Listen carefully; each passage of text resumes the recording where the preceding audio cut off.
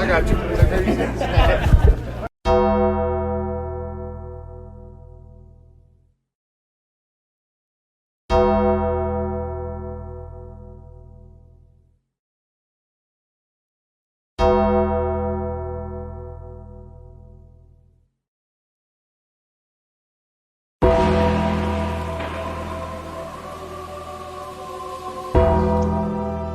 All right, creatures of the night, what are you talking? Taker, episode 174, about encyclopedic exploration, digging into the career of the great professional wrestling character from all time, the Undertaker.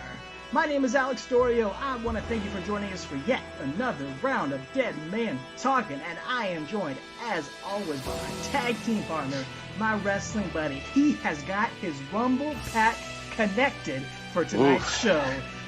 Mr. Travis White, we are talking about our very last Royal Rumble. Can you believe it, sir? After all this time, starting out in 1991 with The Undertaker's first Royal Rumble, we have come to 2017.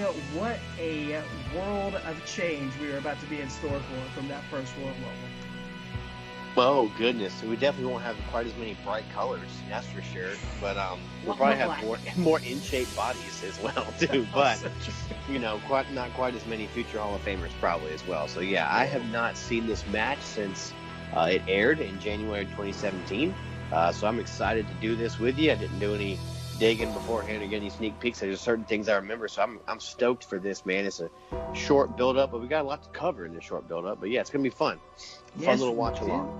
We are doing it watch-along style, as we have done for these Royal Rumbles. We just kind of experimented with it one time for the 97 Royal Rumble. When you were in town, we were just late at night. We'd already done a couple episodes in person that day. We're just like, let's just goof and riff through this, and ended up being one of our favorite episodes. And now we went back and did it for the old ones. We've done it for everyone since then.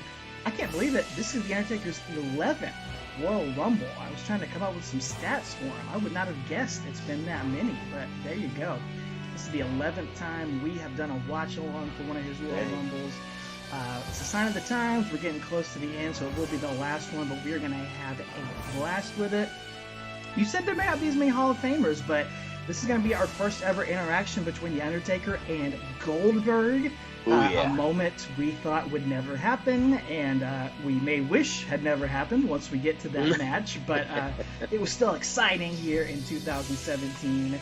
And, how fitting that we're going to be talking about the Royal Rumble this week on Talking Taker as a way to pay tribute of sorts to the man who created the Royal Rumble. So since our last recording, the episode dropped already after he had passed, but we had already recorded it. But the legendary Hall of Famer Pat Patterson, the first ever Intercontinental Champion, just one of the most iconic figures in the history of the WWE professional wrestling, and like I said, creator of the Royal Rumble match himself. Pat Patterson passed away last week, I believe at the age of 79. So, still, he may have been older, but it's still sad to see such a legend go away. We don't talk about him and The Undertaker too much. They never had a match together, although he did take one of the most epic choke slams of all time. Always. Back in the Attitude Era. Travis, what comes to mind when you think of Pat Patterson? How are you going to remember him? Well, I'm definitely going to remember Bruce Pritchard's impressions of him, which are hilarious to me. But, yeah, just the inventor of the brain behind the Royal Rumble. Him and Dusty, probably the most ingenious when it comes to match ideas, stuff like war games and stuff. Although his has stood the test of time, whereas Dusty had some crazy things that didn't make sense. But, just that. And then I was telling you this kind of in text message that, we've talked to you on here about how The Undertaker, no one says anything negative about him ever. I mean, and that just shows his character. Same with Pat Patterson, man. Like, I've heard interviews when Pat was alive. No one has ever said anything negative about him in public. I mean, I don't know what there is to say. And Just everybody he's touched their lives, and how he's a great finish guy. They always talk about how he's great at putting finishes together. And I remember specifically on Talking Taker, we covered was it SummerSlam '97, the ending of that match, and I said it on here. I said, I guarantee you, Pat Patterson came up with that finish, and I believe I did some research and found that was a Pat finish. So yeah, just one of my favorite finishes to any match of all time, and had Pat's fingerprints all over it. So yeah, that's how I'm going to remember him. And then obviously when I became a fan again in the mid '90s, late '90s, him, dude, as a stooge, bro, just a stooge coming out to Real American, just awesome. So what about you? You've been a fan for longer, and you have. Well, I mean, I certainly didn't grow up with Pat Patterson, the wrestler. But yeah, like you said, the stooge. How cool that he got to have that second life, and we gushed about it. Just as he was a periphery character, sort of in the Ministry of Darkness. He would eat some choke slams every now and then, and get up huge. Him and Briscoe both would sell them like insane for how old they were. Oh yeah. And I think we said they really were about as old as like a Chris Jericho or R-Truth or AJ Styles is now, which is hilarious to think about. Yeah. Not that far off, about how old the Undertaker is now, something like that. I don't remember exactly, but he played that character so well. But I actually read Dave Meltzer's bio that he put up on his website the day after he died, and we're not huge Dave Meltzer fans or anything, but it was actually a really well-written piece about Pat Patterson. Dave Meltzer, you might not trust his news sources, but he is a great historian of wrestling. Oh, absolutely. And he just put Pat Patterson in such a great context for me, even as a lifelong wrestling fan. Just thinking about how influential he was in his time, how influential he was behind the scenes with WWE. Yes. You talk about him being a finish guy. There's probably so many moments and storylines and great memories that we have of wrestling that we don't even know are because of Pat Patterson. Mm-hmm. And that's kind of one of the most interesting parts of his legacy. And so varied. Such a great in-ring performer, such a huge backstage, behind-the-scenes presence in so much of the wrestling boom period. He was a mentor to The Rock. Yeah, it was him, Pritchard, and Vince sitting around this pool, Vince's pool, booking. I mean, that's what they did. They're just those three. Yeah. They booked the late '80s and early '90s. But yeah, go ahead. Yeah, The Rock. If he didn't point at The Rock during a tryout and say that guy's gonna have a huge future, literally the world would be different. Right. Not just the wrestling world, but the world itself would be different. So that's what we have to thank Pat Patterson for. And this match, he gets the credit for putting this match on the map, for having the idea for it. It's probably every wrestling fan's favorite match, if you really go down to it. We might say, oh, we love ladder match, we love Hell in a Cell, blah, blah, blah. Every wrestling fan, casual, hardcore, we all get pumped for the Royal Rumble. Mm-hmm. It is just, even the bad ones are still fun to watch and so exciting, and we have him to thank for that. So I love that. I'm excited we get to watch this to celebrate him tonight. Mm-hmm. I will recommend, I listened to it today, Bruce Pritchard's tribute to Pat Patterson on his podcast. I don't regularly listen to his podcast much these days, but this was really, really hilarious and fun. It's just Bruce. He doesn't even talk about, it's not the typical Bruce Pritchard podcast. Right. He just tells funny ribs and stories from Pat Patterson for 2 hours. No commercials, it's just 2 hours nonstop. I was laughing out loud in the car. Pat Patterson just seemed also, like you said, Travis, just one of the nicest, one of the funniest, most hardcore ribbers of all time. Yeah. Just what a great guy all around. Yeah, and to piggyback on what you said too, there just I think it was a Triple H conference call, maybe before or after War Games this past weekend. He was talking about how he tells guys in the PC, you may have never met Pat, but you've been influenced by him because of this place wouldn't be here for Pat Patterson, and Pat spent a lot of time down there too, and just his fingerprints on everything. And Chris Jericho's gone on record how many times, thousands of times, saying he didn't know how much he didn't know about wrestling until he met Pat Patterson. Like, he learned more just talking to Pat than anybody else. Like, he's like, I learned a lot from Sean, but Pat taught me more than anybody else in wrestling. And Jericho's already a veteran when he got to WWE, wrestling for 10 years already. So just that says a lot. An icon and a legend like Jericho can say that, and guys like Triple H and Flair, they'll all say stuff. But yeah, not a bad word said about him, but thank God for Pat Patterson because he created the Royal Rumble. We can enjoy that here tonight together. So. And that will be our tribute to Pat, is enjoying his creation here, Royal Rumble 2017. We will give you the timestamp for Undertaker's final Royal Rumble performance here to watch along with us, but we will make it just as entertaining if you can't watch along with us. But there are actually a couple of things to talk about before the Royal Rumble. We last left off with WrestleMania 32, The Undertaker not maintaining, the streak's over, but he added to his WrestleMania record. We'll say there you go, yeah. By defeating Shane McMahon inside Hell in a Cell. And as you remember, he's not going to be super active for a while after this, but a couple of footnotes that we need to get to, Travis. So why don't you take us back? We alluded to it a little bit on last week's show, but just remind us exactly what happened the night after WrestleMania 32 and those huge consequences of this match that was for control of the company versus the Undertaker's career. And, Shane McMahon had to come out and say farewell to everyone because we would never see him again.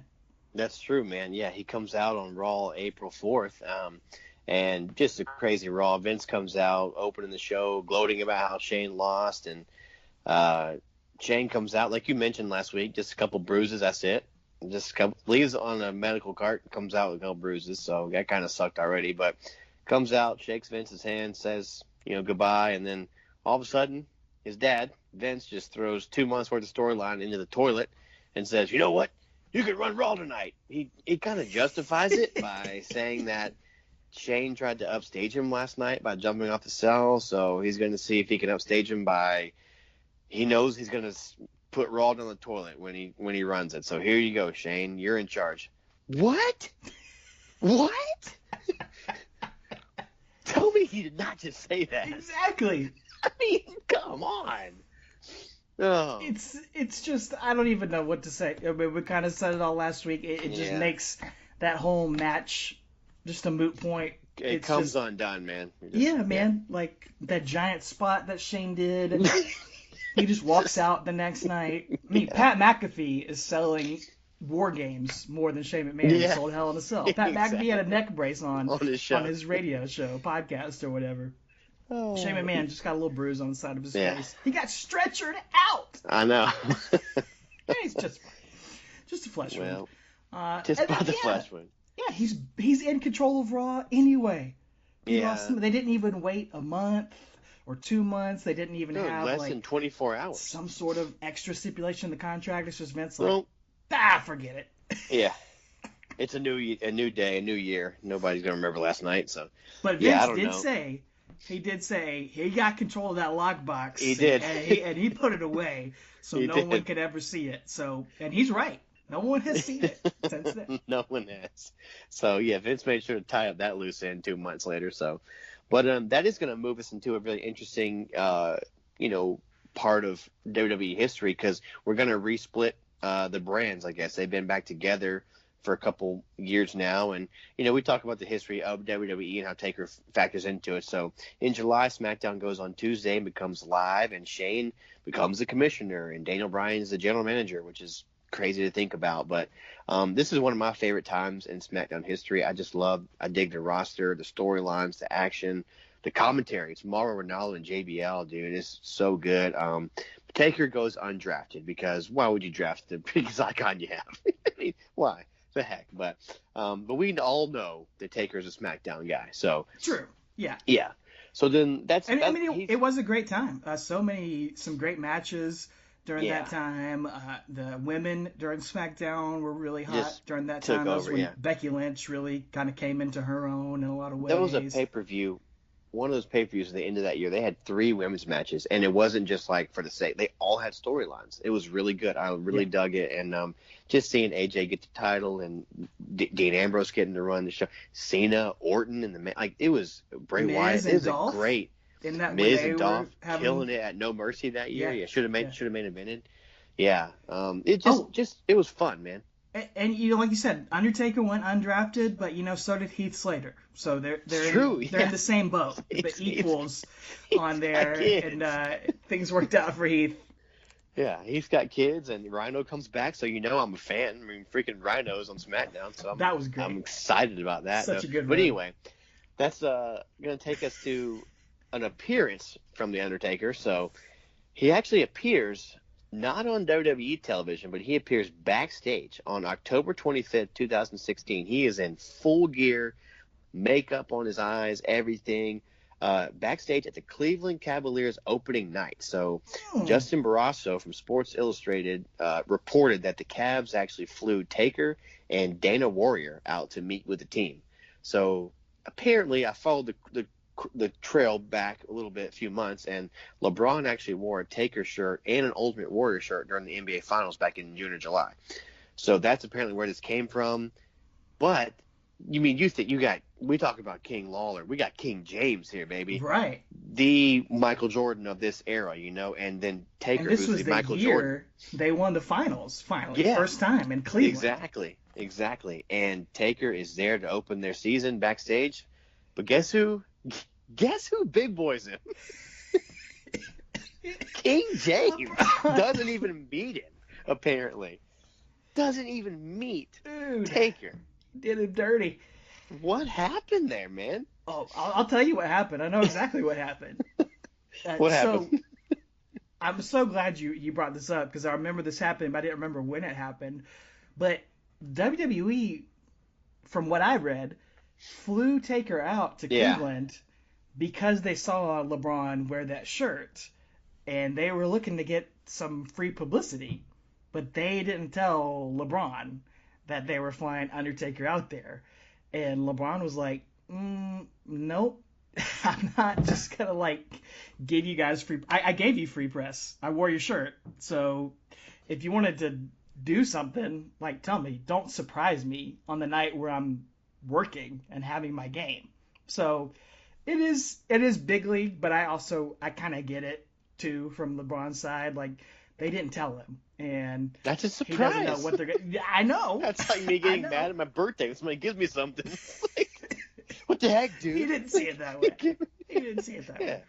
Dude, they're welcome to fly to Kingsport, Tennessee, or Smyrna, Georgia. All they want, and bring Taker. We'll be happy. I will not big league you or show big boy you, like I said.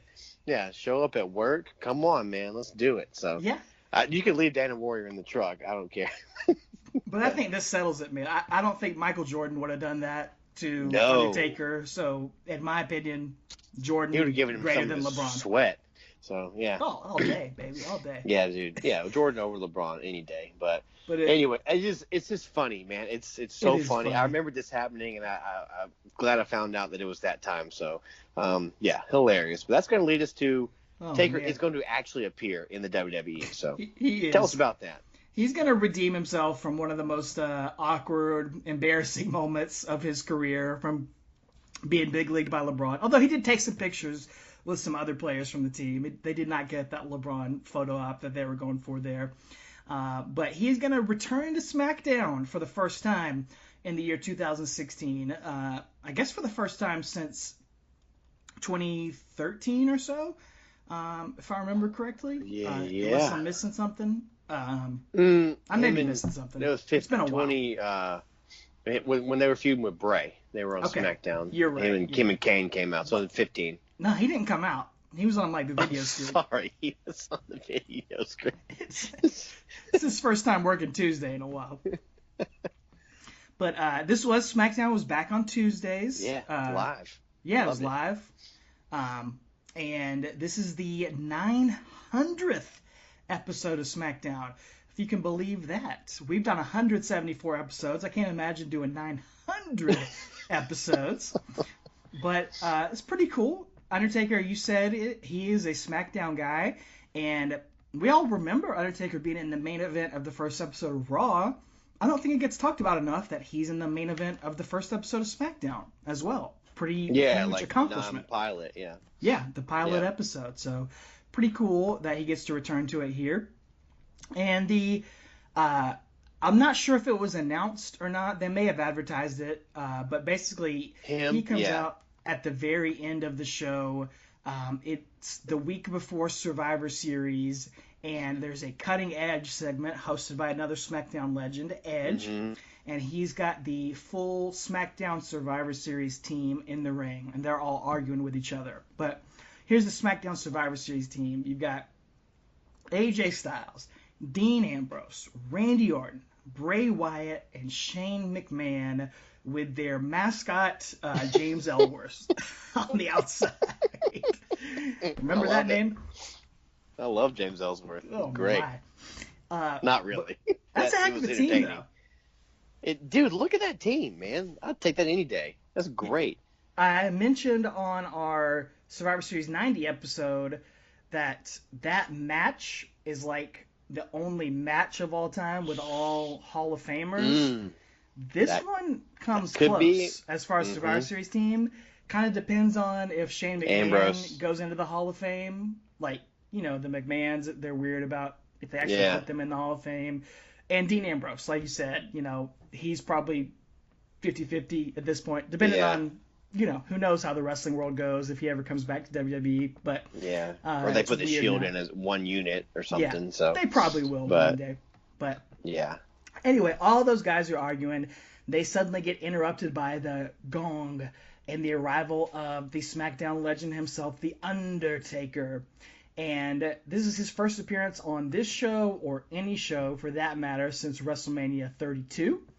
And he makes his full entrance into the ring, and he's facing off with 7 other guys in that ring, 4 of them Undertaker had faced at WrestleMania.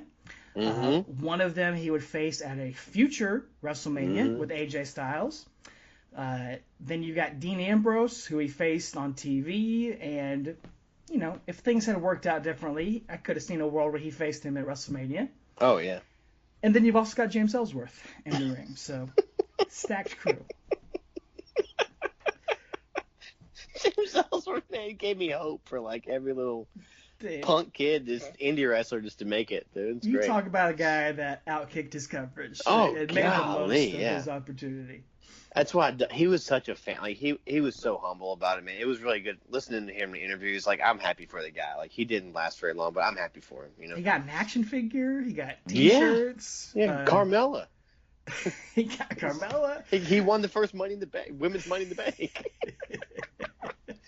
For her. Was he in a video game? I didn't play the video games by that point. I don't know if he ever made it. I don't know. Yeah. I hope so. He had a good run. Well, Taker walks up to James Ellsworth. Never mind. He walks up to Shane McMahon first and foremost and stares him down for a minute. And again, this is the first interaction they've had since WrestleMania, and the crowd's chanting, "Holy bleep!" Yeah. And Taker says there could be no better man to be commissioner of SmackDown than the man who has no fear. And Taker does a little tip of the cap to Shane McMahon as the crowd begins to chant for Shane O'Mac. So I guess their issue is all cleared up here. And then Taker goes on to say he is here tonight for 2 reasons. 1, WrestleMania will no longer define who I am.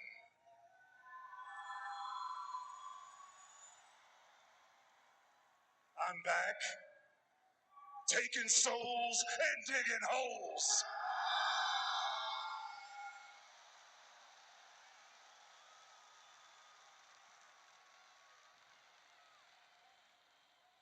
Survivor Series was where The Undertaker was born.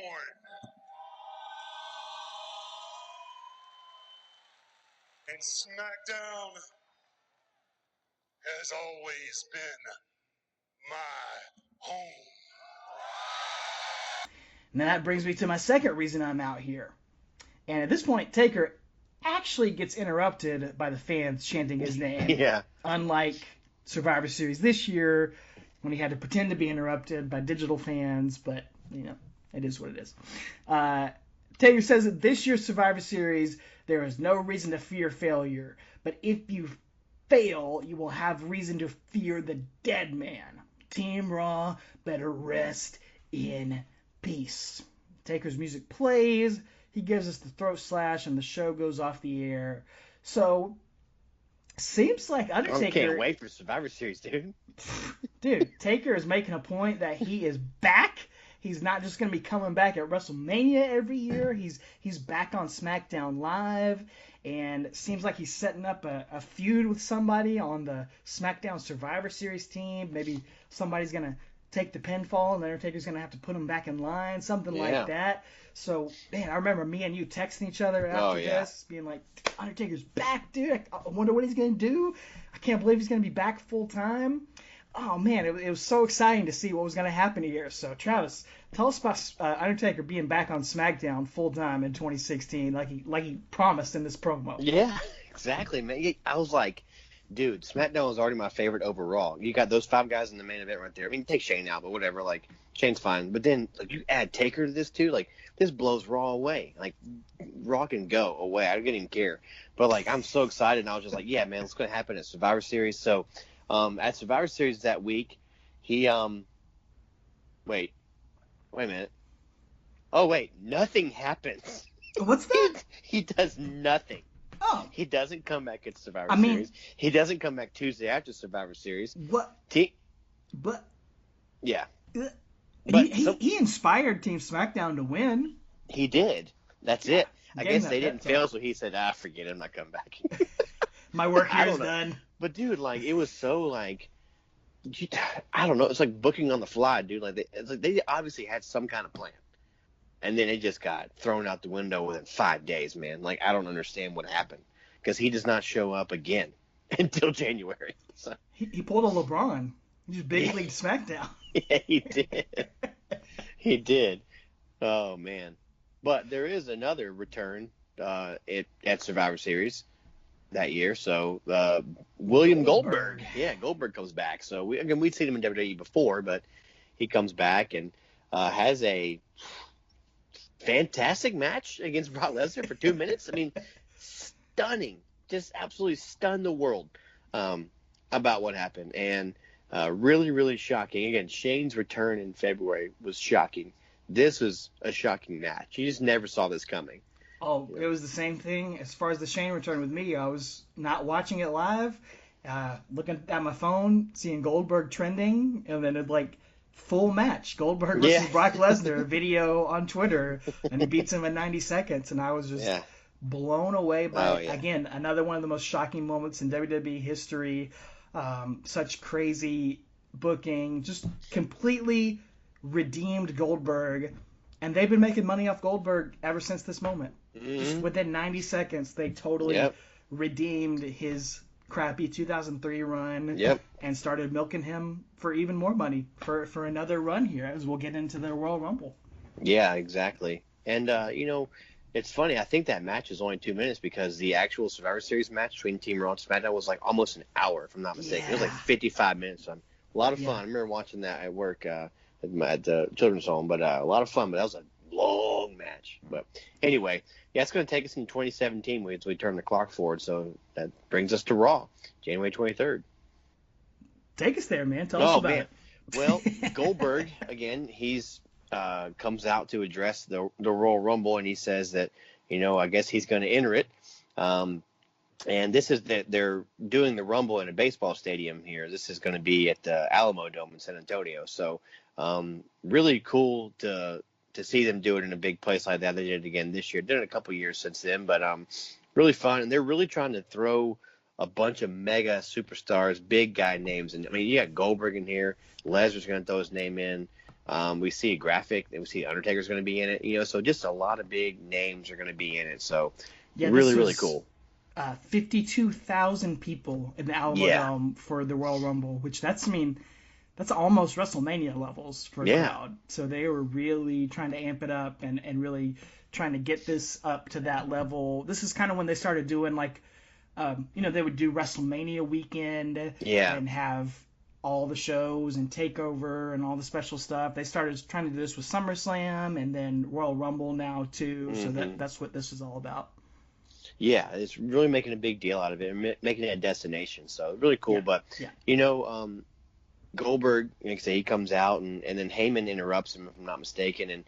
And he comes out there and Heyman's, saying, here we go. We got 29 other guys in this match. And think of all the possibilities, imagine them. He's like, we got dream scenarios. We could get, Goldberg versus Randy Orton, Goldberg versus Braun Strowman, Goldberg versus The Undertaker, or even Goldberg versus Brock Lesnar. So, of course, that's when Brock's going to come out. So, and again, it's funny because Heyman says Goldberg versus Braun, which we had at WrestleMania in 2020. So we did. We had him and Undertaker in the sand. So we'll cover that eventually. But I forgot which one that was. Bash at the Beach. Crown Jewel, Bash at the Beach, whatever. So, yeah. Then Brock comes out. He kind of circles the ring like a shark circling his prey, and big Goldberg chants. Brock hops up on the apron.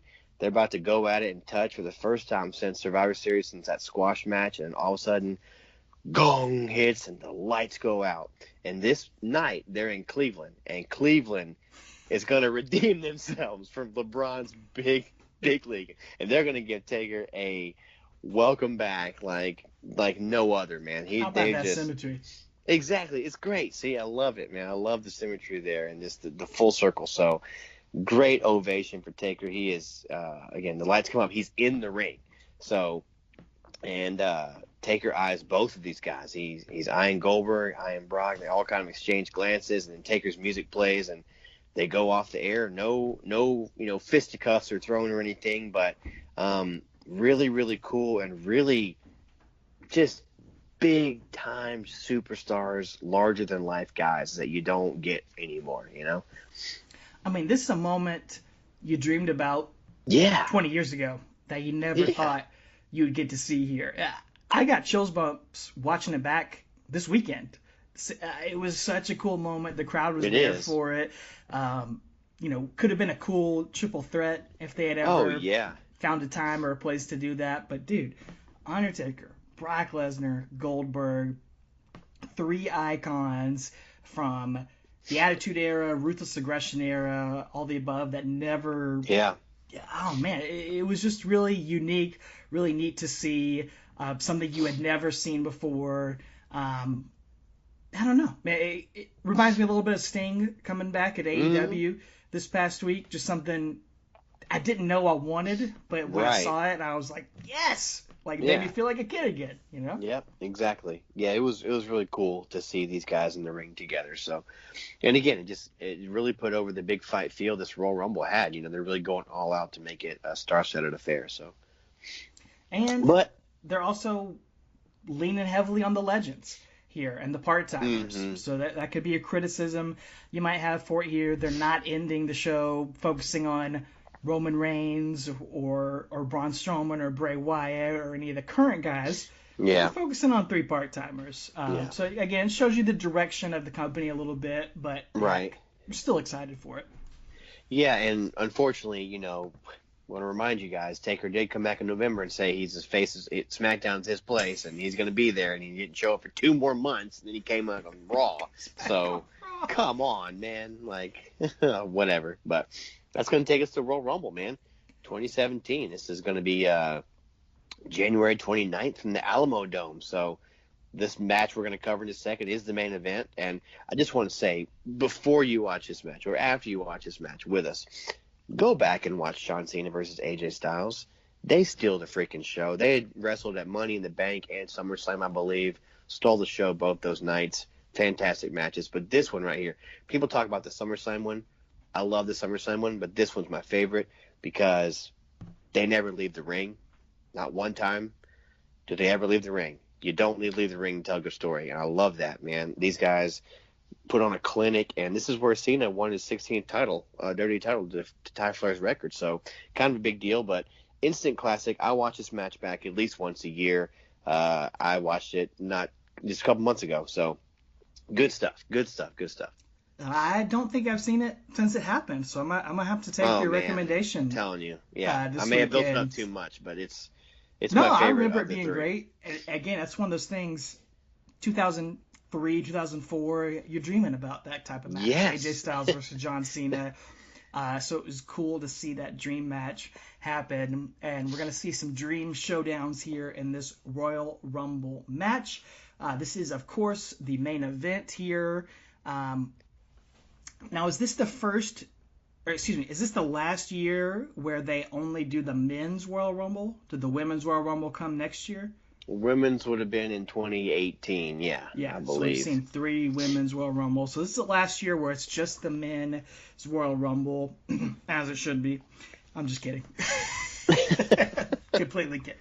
But anyway, this is going to be the main event of the night. We've got Jerry Lawler going to join Michael Cole and Corey Graves for commentary here, the real king, and not King James. But we're going to be your commentary here tonight, so we're going to encourage you to turn down the volume on your WWE network, but go ahead and cue the video up with us. Travis and I have not seen this match in almost 4 years. Yeah. We know Undertaker's in it, we know Goldberg's in it, we know Brock Lesnar's in it, but both of us don't remember pretty much anything else about this, so it's going to be fun to revisit it here for the first time in almost 4 years. You want to go on WWE Network and just go ahead and click on the chapter for the Royal Rumble match, and it has got a picture of The Undertaker and Goldberg right there for you, so you know which to click. And what are you at, Travis? 2 hours, 19 minutes, 44. 2:19:44, yeah. I need to go back a couple seconds. I jumped ahead. So 2:19:44. Let me get back up there with you. Yeah, I just clicked the pause button and then I clicked the thing. Yeah. So sweet. I am there. 2:19. And we want to encourage you guys out there to join us. So just go ahead and click on that Goldberg Undertaker chapter, or 2:19:44 if you need to skip right there to it. You should be looking at a live crowd shot of the Alamo Dome, 50,000 people there. So pause us if you need to get it lined up. Travis, you got anything else to add to this before we get into it? Nope. Let's do it. Let's do it. In the name of do Pat us Patterson. The honors. Let's go. All right, we'll do 3, 2, 1, play, and then we'll go on play. So, all right, everybody. 3, 2, 1, play. Oh, all right. So we're getting the instructions right now. Following is the Royal Rumble match, in case you're an idiot. There's Conrad. Conrad Thompson. Got his fat face there. Oh, I love it. Remember the Rumble? I like that sign. Remember the Ascension? Hawkins I like sign. that sign. Kurt Hawkins was back on SmackDown, too. Dude, this was a great, I'm telling you, this was a great era, man. SmackDown was awesome during this time. It was, man. It was. The Headbanger came back for a cup of coffee. It was a lot of fun. Spirit Squad came back for a cup of Yes. It was great. It was it was about a year or so where SmackDown was just awesome, and then I don't know what happened. Jinder Mahal happened. Oh, you're exactly right. You're exactly That's WrestleMania Sun-Kissed sign right there. So let's see who drew number 1. That'll be our next show that we cover next week on the pod. Yep. Who drew number 1? Ooh, soft. Here they come. You soft, you sloppy. Man. Mom's jalopy. Oh, man. What more of a 2017 number 1 entrant could you have None. than Enzo and Cass? I don't know which one it is because the volume's down. It's one of them. I loved these guys. Me too. The entertainment. There's no doubt about it that neither one of these guys were going to make it big because Cass had some horrible problems backstage, and so did Enzo. But look at this. This is Attitude Era stuff. The whole crowd is chanting with him. They got it going on. I was working at the children's home during this time. We watched this. The kids were chanting every single thing these kids were saying. You can't teach that. Oh, no doubt about it. These guys were OVER, over, but only together. Only as a unit. Right. They tried to push Big Cass multiple times as a solo guy, and it just was not there. They tried to push Enzo, and he was did fun. Okay. They made him the face of 205 Live, and he was main eventing Raw, and he was doing okay, but he also had some problems behind the scenes and just couldn't get out of his own way. But exactly, for a while there, man, they were the New Age Outlaws. They were the New Age Outlaws of this generation, and kids loved them, adults loved them. You put a mic in front of him and in front of Enzo, and dude, the crowd was there for it. How you doing? I mean, it's so fun, dude. Like Enzo, we would say it to each other. Oh, I still say soup. Like I love it, man. It's great. I'll still say, what do we got over here? A cup of haters? And like nobody knows what I'm talking about, but I'll always be like, a cup of taters or whatever, dude. He's just, oh man, it was so fun. But these guys, man, I just wish they could have, I don't know, man, put a rein on themselves or gotten somebody would have helped them simmer down now, because they would have. Yeah. It would have been fun to have seen them keep going together. There was no need to break them up. So there was no need to break them up, and what they had to offer was not inside the ring. Let's just say that. Right. It was. They were great, and then the bell rang.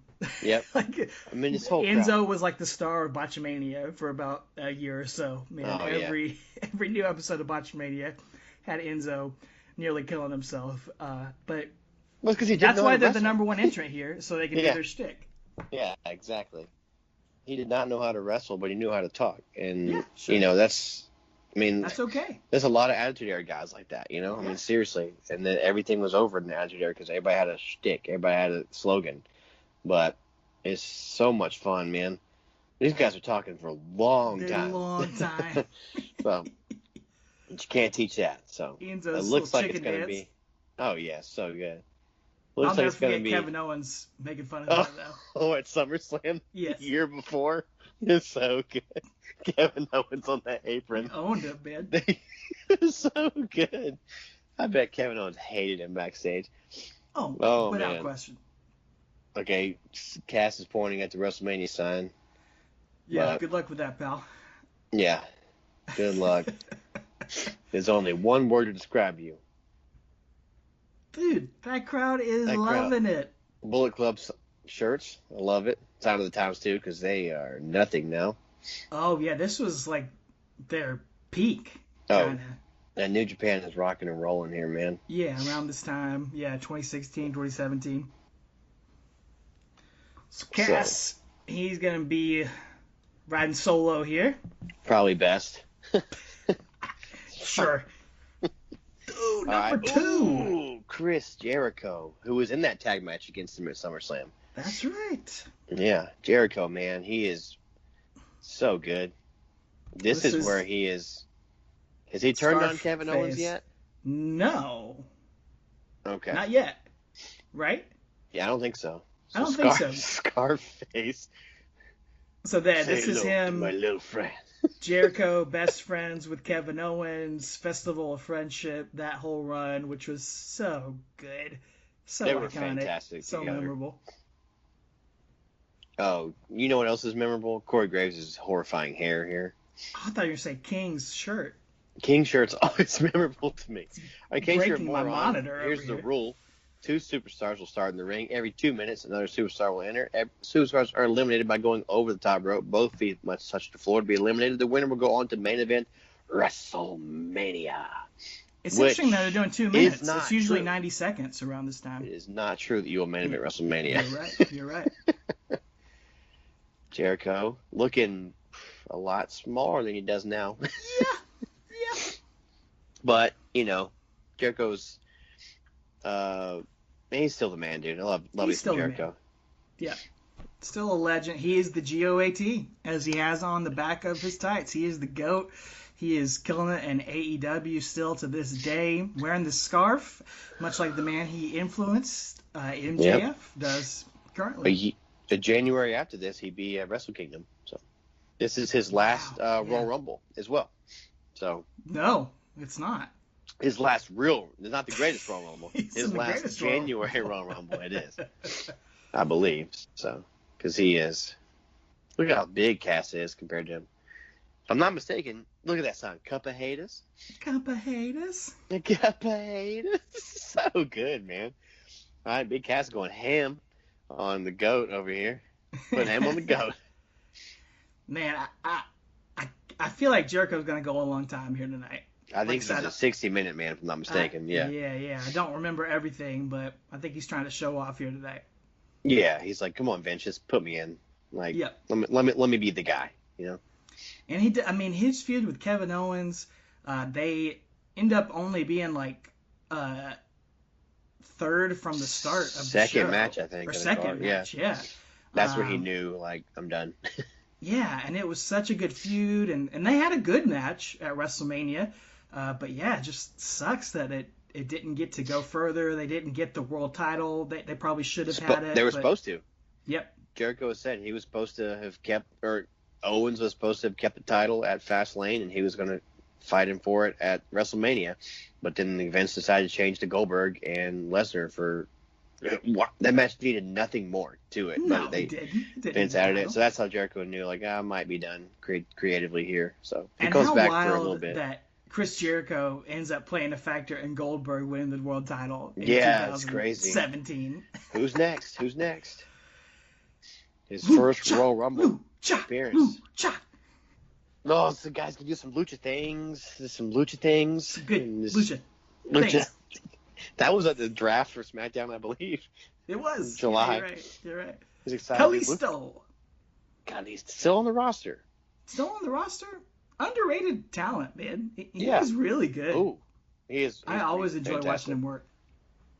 I mean, he's a little Rey Mysterio. He doesn't quite have the aura about him, but he can do a lot of stuff Rey can. He's going. Well, I tell you what, if he had been in WCW, I think he'd be like one of our favorite guys. Like he's just as talented as Rey Mysterio, but Rey and WWE doesn't care. Like they don't know how to book a guy like that, and they never have. Yeah.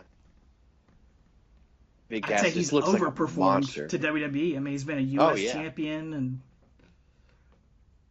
tag team champion, NXT tag team champion. Sure. All kind of stuff. So yeah, he's not. You know what though? He's not riding on a lawnmower. So thank God for that. Thank goodness. So, yeah. Big boo from Big Cass. Jericho's just sleeping in the corner. Now he's getting up, popping Cass in the face. Pop a cap and Cass. Dude, it has not been 2 minutes as we get another countdown. Here we go. The front row guys, the long-haired dude, the green happy shirt guy. Yep. I noticed him too. Squared circle t-shirt guy. Who's next? 2017. Jomo. Oh, no. Wait a minute. Mojo. Mojo Riley. He was kind of peaking at this point. He's about to win the Andre Battle Royal later this year, and it's all going to be downhill after that, pretty much. Him and Ryder, man, the Hype Bros. They were fun. They were good together. Pose! I'm not going to lie. I didn't really like Mojo, but I did think he was probably going to have more of a career than he had just because of like his charisma. And much like Enzo and Cass, I kind of surprised that it didn't go further for Mojo. Yeah, he's got great charisma, man. He's a big fan, dude. I mean, he's just an annoying, guy, but he's a lot of fun. But yeah, he just doesn't have the it. But yeah, this time him and I don't know if he had turned on Zack Ryder or not at this point or what, but him and Ryder were tag teams in SmackDown, and the tag team division in SmackDown was on fire, dude. It was them and the Usos were kind of rejuvenated and a blast, and you got Rhino and Heath Slater, and man, it's so much fun. Like I said, the Headbangers came back. You got all kind of cool stuff going on there. I know you don't listen to Ryder and Hawkins' podcast, but Ryder, he likes Mojo, but he hated teaming with Mojo. Yeah, exactly. He talks about that. Like he's so glad when the Hype Bros was over. It has not been 2 minutes. It's been 30 seconds. Yeah. Who's next? Oh, Jack Gallagher. What? Love me some Jack Gallagher. Dude. He is no longer with the company because of things. Leave it at that. Look at this guy running down with an umbrella and some dainty little pants. Let's put this in perspective, too. He is on 205 Live. He's not on Raw, not on SmackDown, not on NXT, not on the main roster, but he's on the Cruiserweight show that had launched 6 months before this, I guess. Well, they had the purple ropes on Raw. They had like a segment each week. You're right. And he was on, but he wasn't but they were still separate though. They had no crossover with the main roster guys. They had their own little segment each week. It was like, but yeah, so you're right. I mean, he's in his own little pocket of the company, but he's over like crazy. He was over. That's the point you're getting to, I'm assuming. It was like he makes sense here. As he gets the umbrella out. Jericho's waiting for it. Yeah. With Chris Jericho. He's going to open it. Jericho's spinning it by himself. Drop kick. No, that umbrella is about to get over even more. Dude, he had a great gimmick here. He did, during man. This time. He was a lot of fun to watch. Just a tiny guy. He had some great matches. 205 Live. You talk about SmackDown being awesome. 205. I loved 205 Live for the first year or so. I watched it every week. Live every single Tuesday night. Me too. It was incredible, man. They were in their own world. They had their own storylines. So many talented guys with Austin Aries and Neville, Jack Gallagher, Tony Nese, Drew Gulak. Ali, yeah. Left to their own devices, you know. It was a blast. Who's next? It was a blast. Who's it gonna be? Oh, Mizark. Oh. Somebody gonna get a wig split. That's all I'm saying. Yeah, they are. Texas born, Texas bred, the world's strongest man, baby. Look how hype he is. Let's go.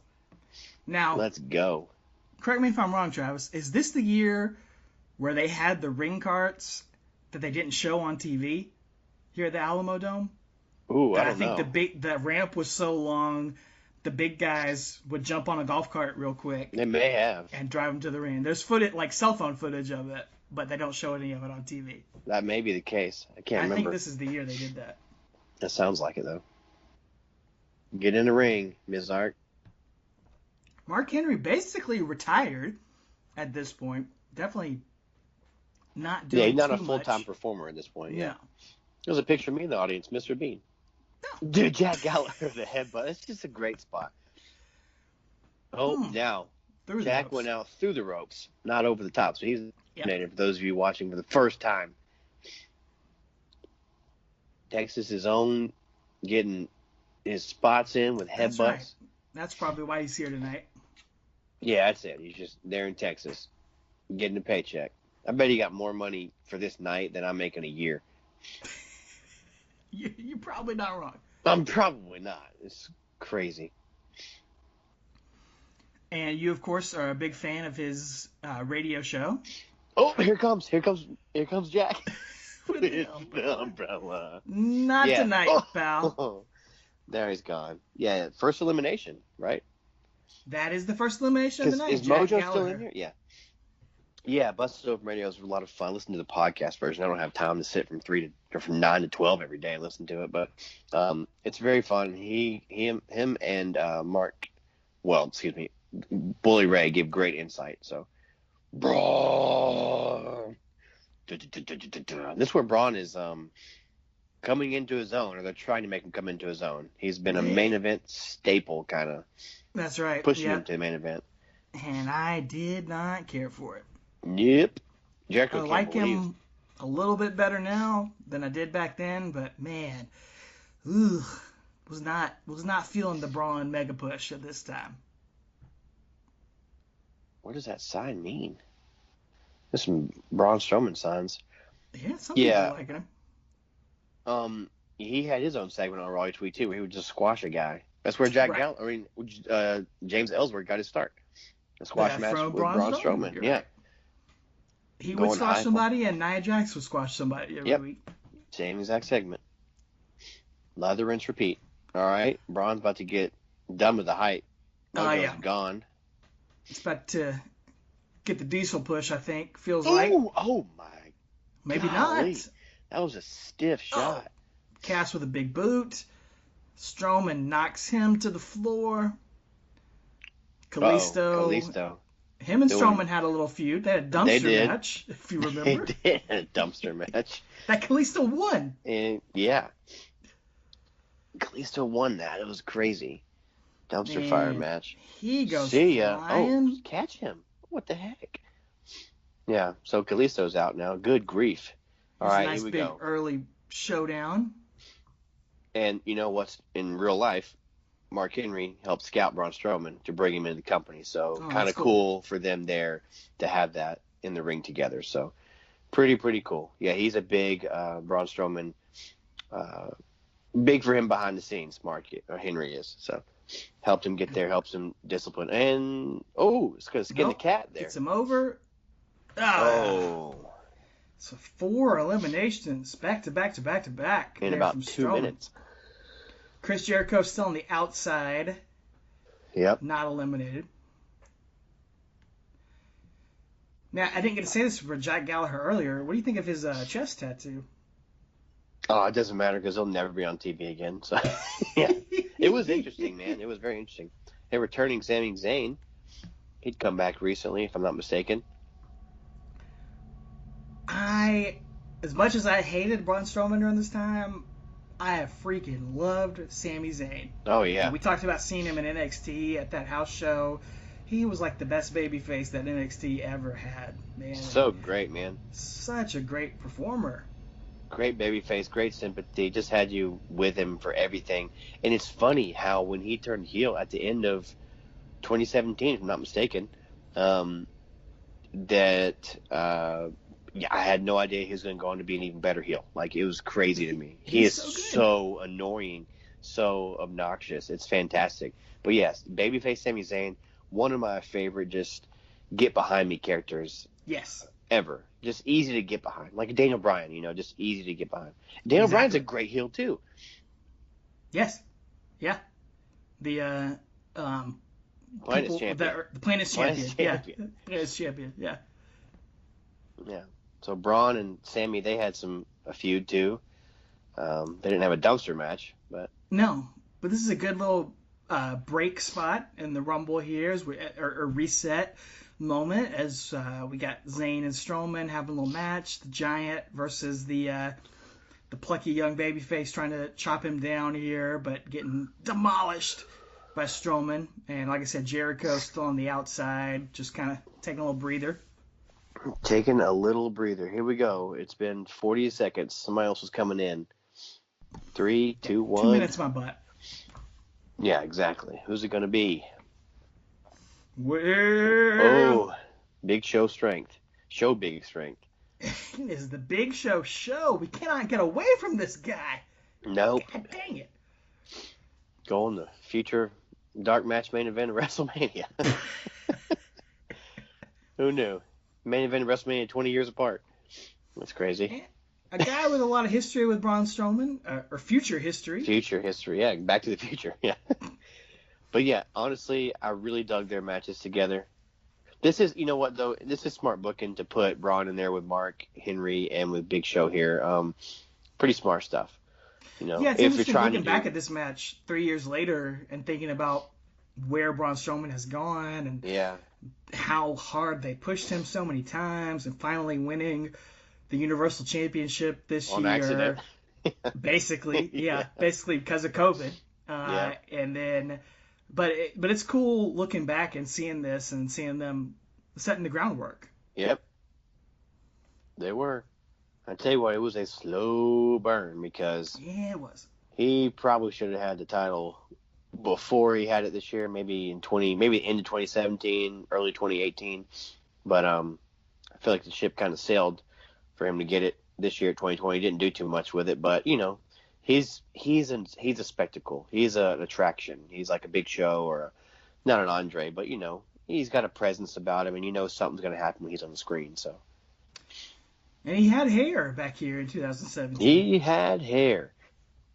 Both these guys got into much better shape nowadays. They have abs. Good point. Both these guys.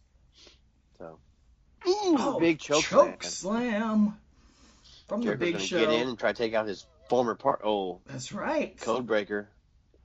Former triple threat opponents of the Undertaker. Yeah. Oh. Knockout just punch. Goes to sleep. It's so good.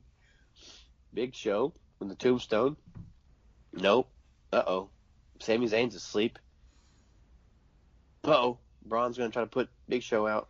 Wow, he's got him up all the way. No assist. Nope. It's pretty cool to see. Yeah. Uh-oh. What's happening? Uh-oh. Flubby dub. Flubsky. Braun's trying to throw him over. Big Show's saying, no, not me. I've been here before. 2004. Not going to happen again. Oh, but he does. He does. But he lands on his feet, and he can't believe it.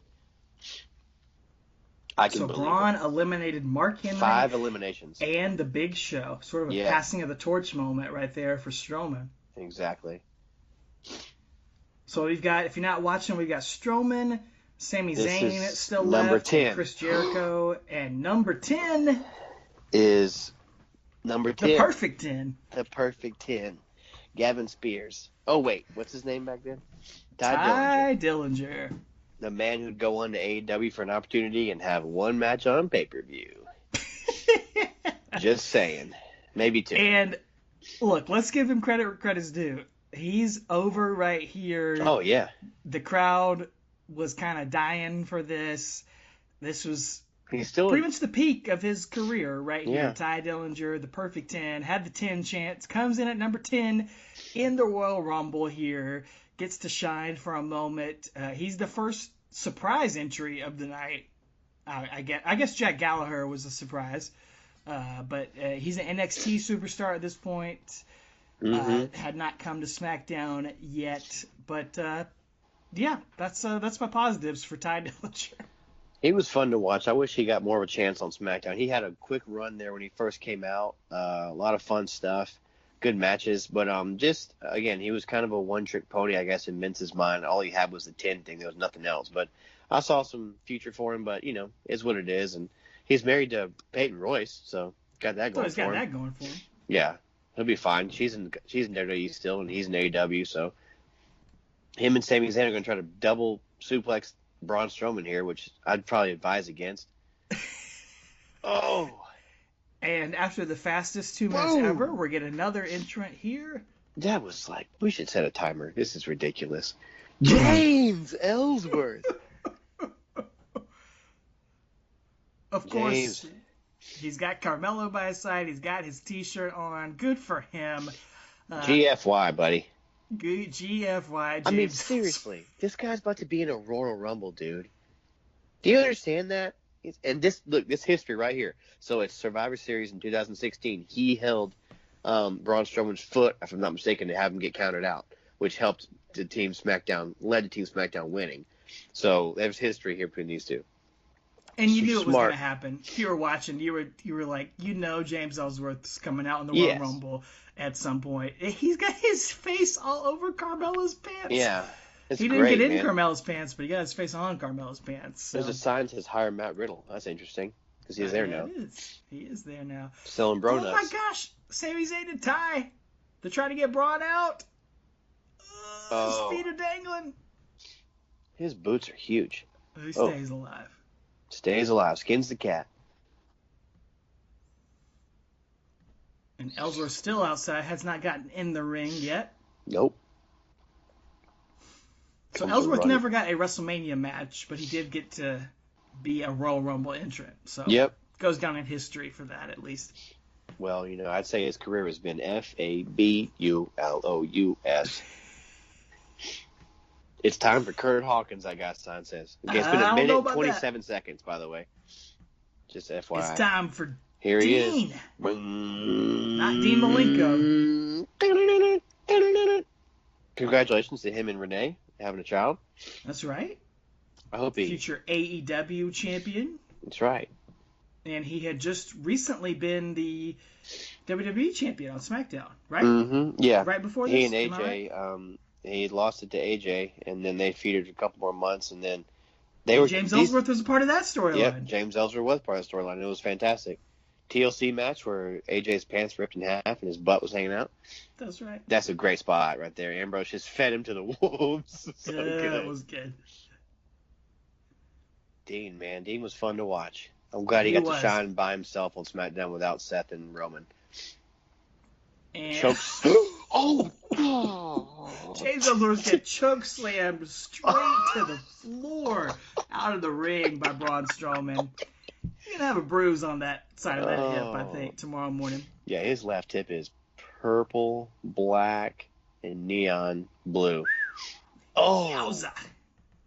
Golly. James Ellsworth, in and out. So Dean's trying to throw out Braun Strowman. Still in the ring, Todd Dillinger, Sami Zayn, and Chris Jericho outside the ring. Another future AEW World Champion. The first and second AEW World Champions in the Royal Rumble match at this point. Yeah, man. 3 out of 5 guys in the ring are future AEW superstars. Yeah. That's funny. Again, which wasn't even a thing until 2 years later. Yeah, no. Not even close. Oh, man. So, God, I was going to try to fill some time, but we've already got another person. How's it been? There's no way. No way. Who's next? This is the wackiest time. Yeah, this is not real. Is this no. Oh, the future king of the there ring. He is. The Lone Wolf. Baron Corbin. SmackDown Live's Lone Wolf. I like that he got his chance to shine on SmackDown. And Braun, he's really the center of attention here for this section of the match. He's like the guy that's meeting everybody in the ring here. Man, tell me what you thought of Baron Corbin back at this time with the long hair, the T-shirt, the Lone Wolf character. I dug his stuff, and we talked about it a little bit last week. I know you're not ever been a fan of his, but I dug his initial NXT run where he would just beat the crowd, would count down the seconds and see how fast his match would be. That was a lot of fun. That was a cool gimmick.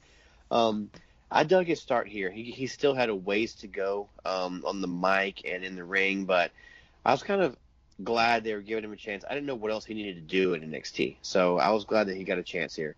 I tell you what, man, he is great at making you hate him. He's a great heel.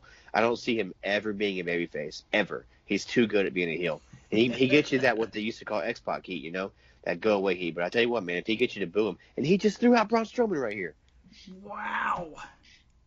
So, big push. I did not see that coming. Nope. He had won the Andre Battle Royal the year before, if I'm not mistaken. And he had not yet blown the Money in the Bank. No.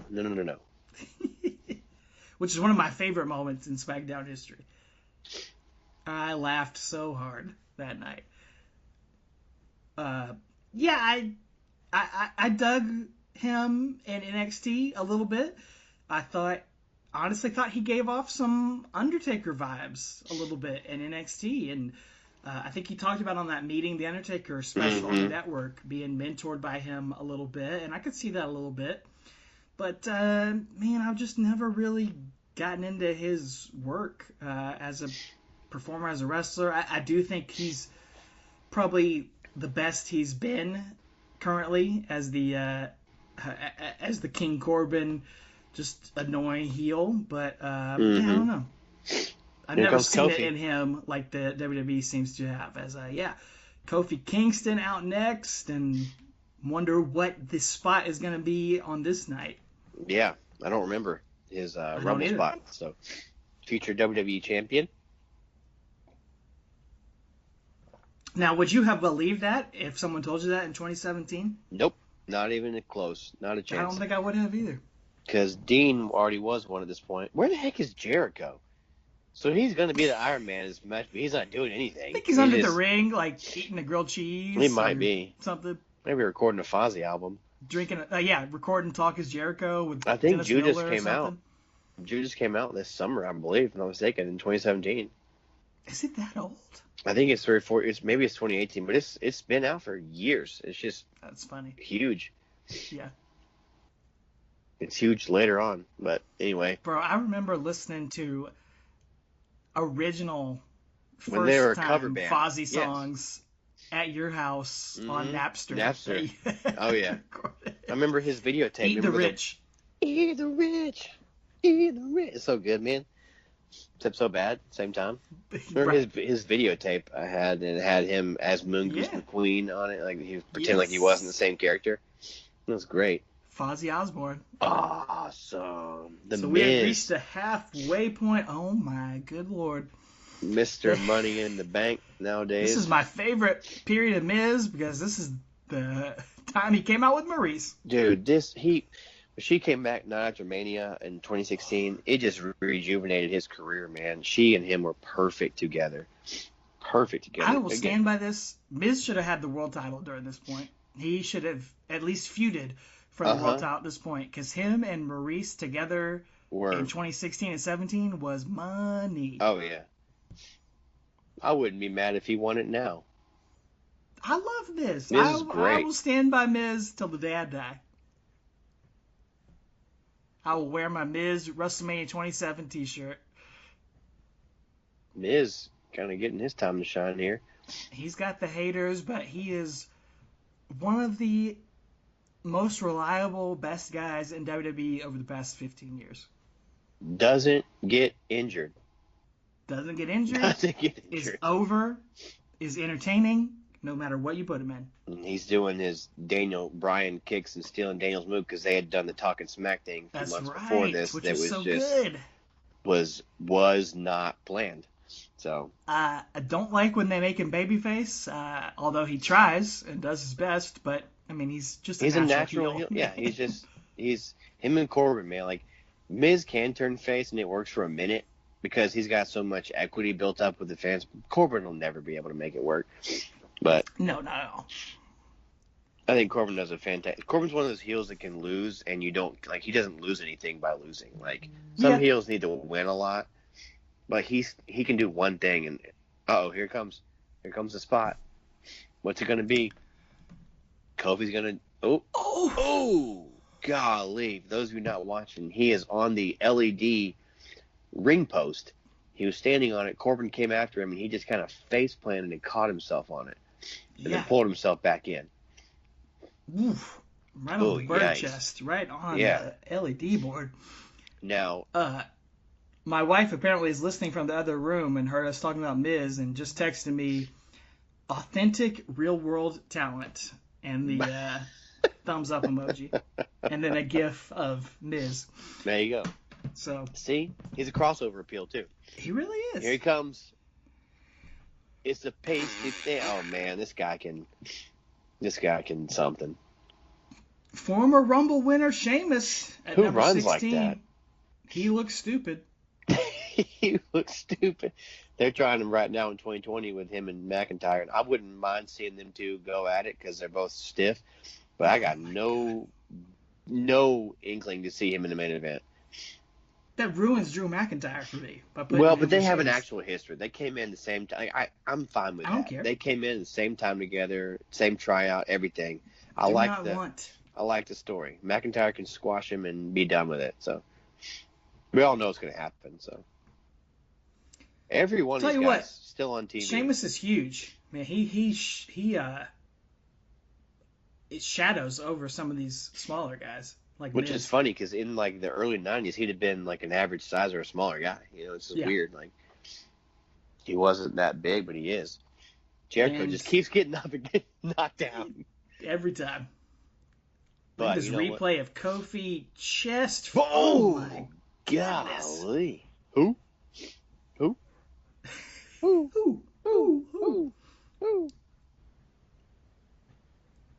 So Hall of Famers here. Who we got?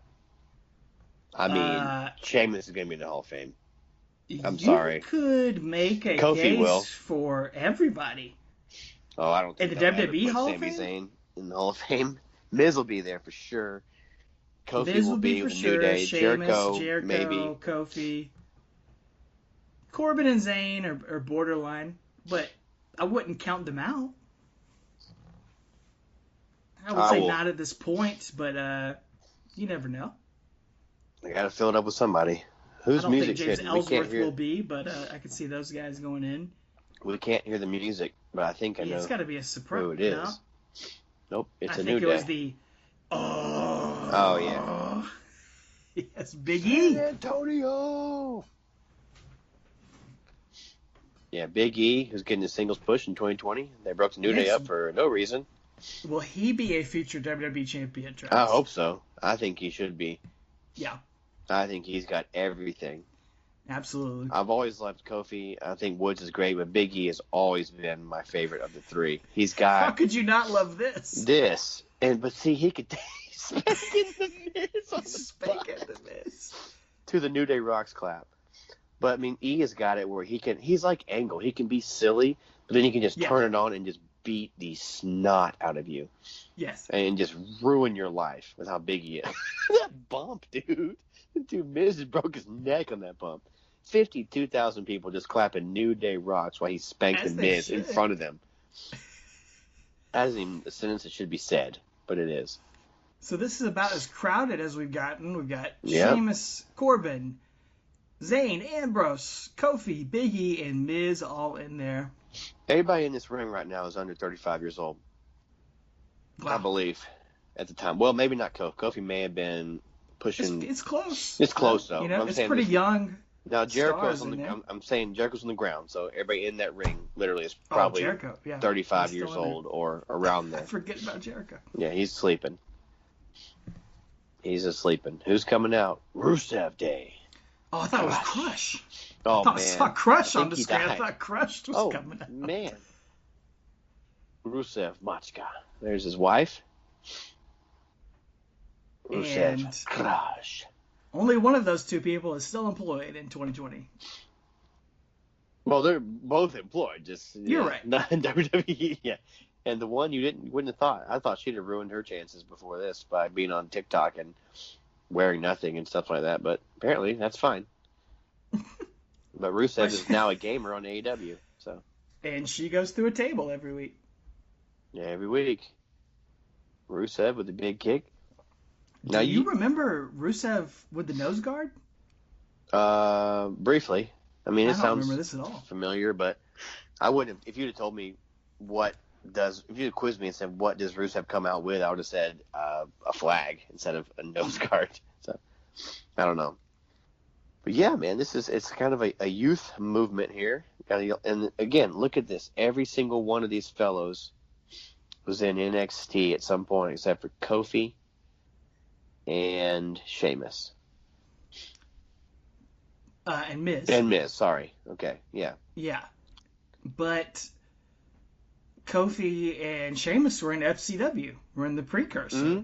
It's true. So, pretty much every single one of these guys outside of Miz, really, was through WWE developmental. Miz is from the older era, yeah. It's weird. But yeah, I mean, you're seeing that changeover begin to happen here, which is really interesting. It's coming from that WWE style. They're not getting them from other companies.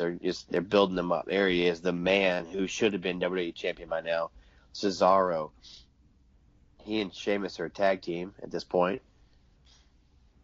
Yes. Tell you what, yeah, man, they had already become tag team.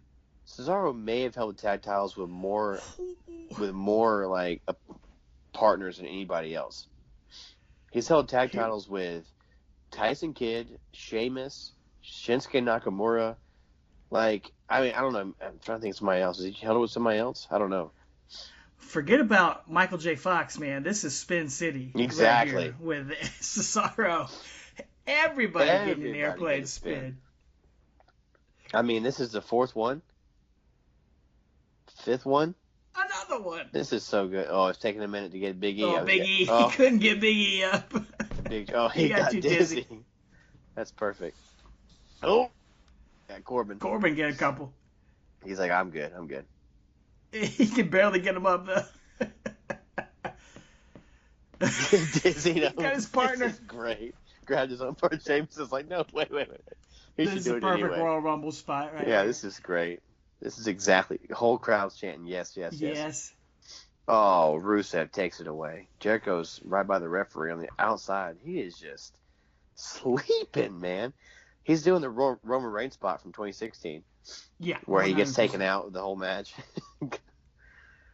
Oh. Yeah, I don't know if Cesaro has the most, but he's up there. I mean, he's got to be up there, though. You know, Kane has had a bunch of tag team partners. Big Show. Undertaker had 3 different tag team champion partners. So, yeah.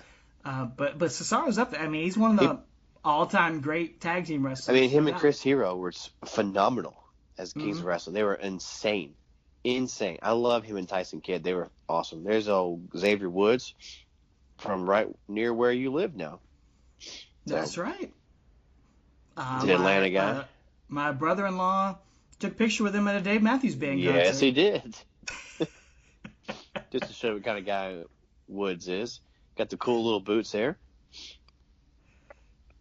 He's congratulations. He's going to be a host on G4.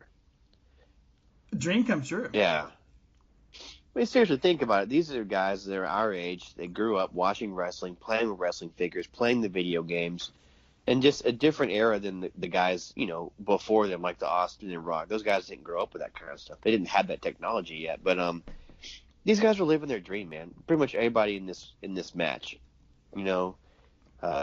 is just living the dream from the Attitude Era. They just riding the wave from that, and they became what they saw on TV. And kudos to them. Yeah, I mean, to take it back to Undertaker, who we have not talked about in a long time here, these are all guys that would have grown up watching Undertaker in his many Royal Rumbles. And exactly. I don't know if any of them would say that's their favorite wrestler, but they all would have been influenced by him and would have been huge fans of his moments. And that's pretty cool to see here. Yeah. Pretty cool to think about when you think about, this generation of guys here. Hey, they're going to be in the ring with him. And, Big E says his favorite wrestler of all time is Goldberg. I mean, he lived for that. Goldberg, the streak, there it is. Oh, sorry. Bray. But Big E lived for that. He's about to share, a Royal Rumble with his idol. That's pretty cool. So how about that, man? Bray, oh, man, he's about 100 pounds lighter than he is now. Goodness gracious. Number 21. Look at the Fireflies. He's going to go win the world title in a couple weeks. Yes, he is. Defend it in the Bug match at WrestleMania.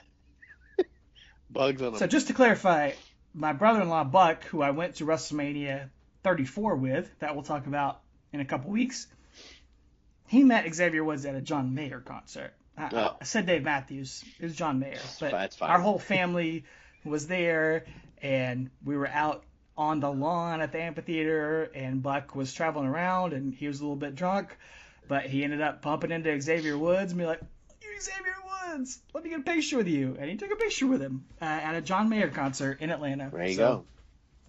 Who would have ever thought? Nope. Bray Wyatt is a 3-time world champion in 2020. He held it 0 times at this point. 2-time Universal title winner and 1-time WWE title winner. That's crazy. And we talked about Undertaker on that Broken Skull Sessions when he talked about how he's a 7 or 8-time WWE champion, but it's like you don't really remember all those reigns that much. And I think Bray Wyatt's going to be one of those same guys. You said 3-time champion, and I was like, yeah, I guess that's right, but you don't even think about him with the title so much as it is the moments and the specific matches and things that he's had. He's not one of those guys that needs to have the title all the time. Nope. I agree wholeheartedly. Let's see. So, Undertaker opponents here. We got Bray Wyatt. Pay-per-view. Bray Wyatt. Jericho. Rusev. Pay-per-view. Rusev will be, faced Miz on TV a couple times. Yeah. Faced Ambrose on TV. Never got to Faced Cesaro. Ambrose on TV, right. Here he goes. Did not get to Cesaro, sadly. Apollo Crews. Apollo Crews. You know what? Something I was wrong on was the first time I saw Apollo Crews in NXT, I said, that guy's going to be WWE champion one day. Oh, really? I really thought his charisma and his moveset was just so unique for his body type. And, I just thought that's got future world champion written all over him. And I love the guy, but he's not going to be WWE champion. Oh, no. He won't sniff that water, man. He won't get close there. He's also from our neck of the woods, from where you live now. So Big E's holding his brothers and helping him back in the match. Looks like, bar. No, all at once. The bar just took out the New Day. Oh my gosh. Ugh, there's that stupid thing I hate. And Elbow Sheamus bump. takes out his own partner, tries to. What? Jericho dumps them both. Jericho takes out the Bar after the Bar takes out New Day. I guarantee you Jericho closed the Bar down later this night, too. I promise you.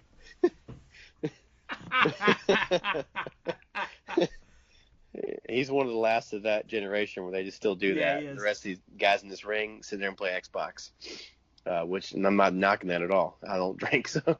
But Jericho's closing the bar down. Yeah, he does. And I don't care about Sheamus and Cesaro getting nose to nose. Man, what'd you think of Apollo Crews?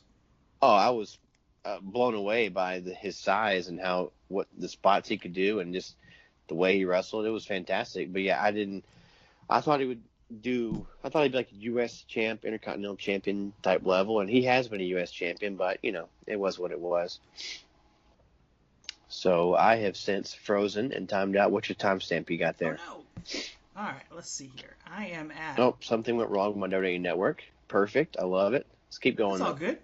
We got Randy Orton entering the ring now, and, of course, this was when he had joined up with the Wyatt family at this point. This is where late 2016 is where I started to become a Randy Orton fan, and this is the storyline that put me there. Him and Bray, it was something different for him. He got to show a little more range, and you could tell he was having fun. He's having fun. He is dropping folks with RKOs right here, and man, he looks in fantastic shape here. I love this Wyatt family storyline. It's great, yeah. I don't like how it ended up. No. I thought it went off the rails, but I dug the early stages of it as Orton, he just helped Bray Wyatt back up to his feet, and they are standing tall over everyone here. So we're good. At 308, 39, I'm at progressive 40. Commercial. So, all right, 308. 308, 46, 7, 8, 9, 50. Bray Wyatt tossing Dean Ambrose over the top rope. 308, 57, 58, 59, 309 even. As we are counting down to another entrant here, the ring getting pretty full. Where you at, 309? 309, 10, 11, 12, 13. Here to show the world. I'm 19? Here to show the world. Dolph Ziggler. I'm at 19, 20, 21, 22. All right, Ziggler. This Ziggles, man, coming in. Ziggs. And, dude, I hate to say it, but this is probably the last time he was relevant, in my opinion. Like, late 2016, 2017, the IC champ on SmackDown, having that feud with Miz. It was great. It's kind of never been the same for him, in my opinion, since then. Nope, really hadn't. But he's still great. He can go. He's just that utility player. He's not gonna get his light to shine any brighter. Jericho's looks like he's been at the bar closing it down already. He's just on spaghetti legs. I don't think it'll happen at this point, but man, a year or two ago, imagine if Dolph Ziggler had shaved his head and done something completely different with his tights or his look or something. I think that's what Dolph Ziggler needed. This whole look of Dolph Ziggler that he still has to this day, it's just so stale to me. And it's just the same thing over and over and over again. And there's a lot of guys in WWE with that same problem nowadays. But, man, he's got so much talent, but it's so stale. Yeah. I enjoy watching him work, though, man. It's great. Yeah, sure. But, yeah, you're right. He just doesn't have the oomph anymore. Here he is, Luke Harper. Future AEW superstar. That's been an interesting storyline as we watch this Royal Rumble, seeing how many guys WWE kind of dropped the ball on and are now have formed the foundation of another wrestling company, which was a pipe dream at this point in 2017. Yeah, exactly. And this storyline with him and Randy and Bray was fantastic, and I thought it was going to lead to bigger things for Luke Harper. He had that kind of became the number one contender with him and AJ Styles. They had a little bit of a mini feud, and it was just great seeing him get that opportunity because I knew he could do it. Oh, Paul Cruz is out. See ya. So here we go. Him and Randy getting the stare off. The Dark Order. What's his name? Mr. Brody Lee. The Exalted One. The Exalted One. That's it. He had me on TV in like 3 months, so who knows?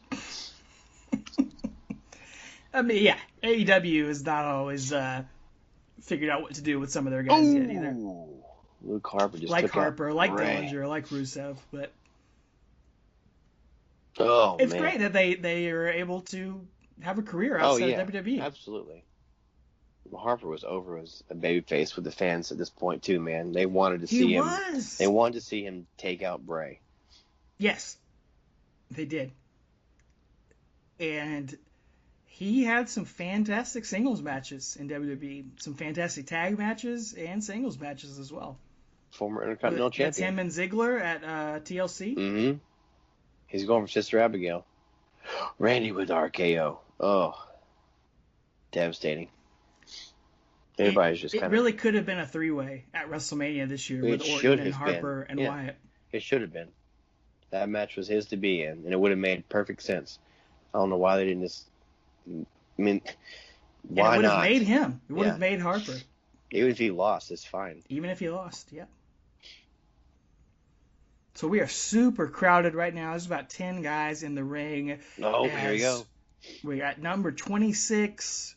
Brock We're getting into the main event stage of this Royal Rumble. Brock Lesnar with Paul Heyman coming out. On Raw, Heyman talked about how you're going to get guys like Brock Lesnar, Goldberg, and The Undertaker. Not one of them has come in until right now, and that's number 26. So you know the two of them are going to be 27 and 28 or whatever, you know what I'm saying? So they really held all the star power for the end of the match. So, and no Roman Reigns. Nope. Yep, I think that is a flaw of this Royal Rumble and a lot of modern Royal Rumbles is they save a lot of the big guns, the big stars here to the end. Don't think that was an accident. He just took out Dean really stiff. And Dolph. Right, that payback to that match last year at WrestleMania. Yeah. Suplex City. Lesnar running through guys here. Just doing what he does, man. Yeah, man. You talk about Pat Patterson's influence. He didn't book Royal Rumbles like this. You know, he didn't have all of the big stars coming in at the very end. Like they were spaced out a little bit more. And that's a flaw of this Royal Rumble, in my opinion. Was it SummerSlam 2017 when him and Randy, or was that 2016? I believe that was 2016. Him and Randy and the elbow, and Jericho thought it was a shoot and went and got in Brock's face. Brock standing tall over 8 guys in the ring right now. There we go. Who's number 27? We got 4 guys left. And as you said, Travis, we know who 3 of them are. Yeah. At least. And here's the one that we didn't mention. Nunzio. Wait, who is this? I have no idea who this is. This is the greatest moment. Enzo. It is him. This idiot Enzo More is what it says on my closed captioning. Capahators. I wish it was Nunzio. Oh, that'd have been great. But this is a pretty funny spot right here. Enzo, he knows what he's here for. He got a cup of coffee with Brock Lesnar. Yeah. But look at him. He's talking trash. Oh, yeah, he's doing a great job. What do we got over here? Taking his shirt off. Can't even take his shirt off. He's business time. Gets in the ring. He knows his role. Going nuts. Yep. Jericho's just looking at him like, are you kidding me? He just hate it. Gets eaten alive by a clothesline by Brock Lesnar. And tossed over the top rope. That's Hit the showers, kid. See ya. So now we know there's going to be, we got Roman Reigns, Goldberg, and Undertaker coming in next. We just don't know what order that is. Hey, we still got Zayn, Jericho, Bray Wyatt, Randy Orton, Rusev, Corbin, Miz, and Luke Harper. Oh, yeah. Luke Harper. Still hanging out in there. Everybody's kind of sleeping. Yep. Well, Brock is destroying people still.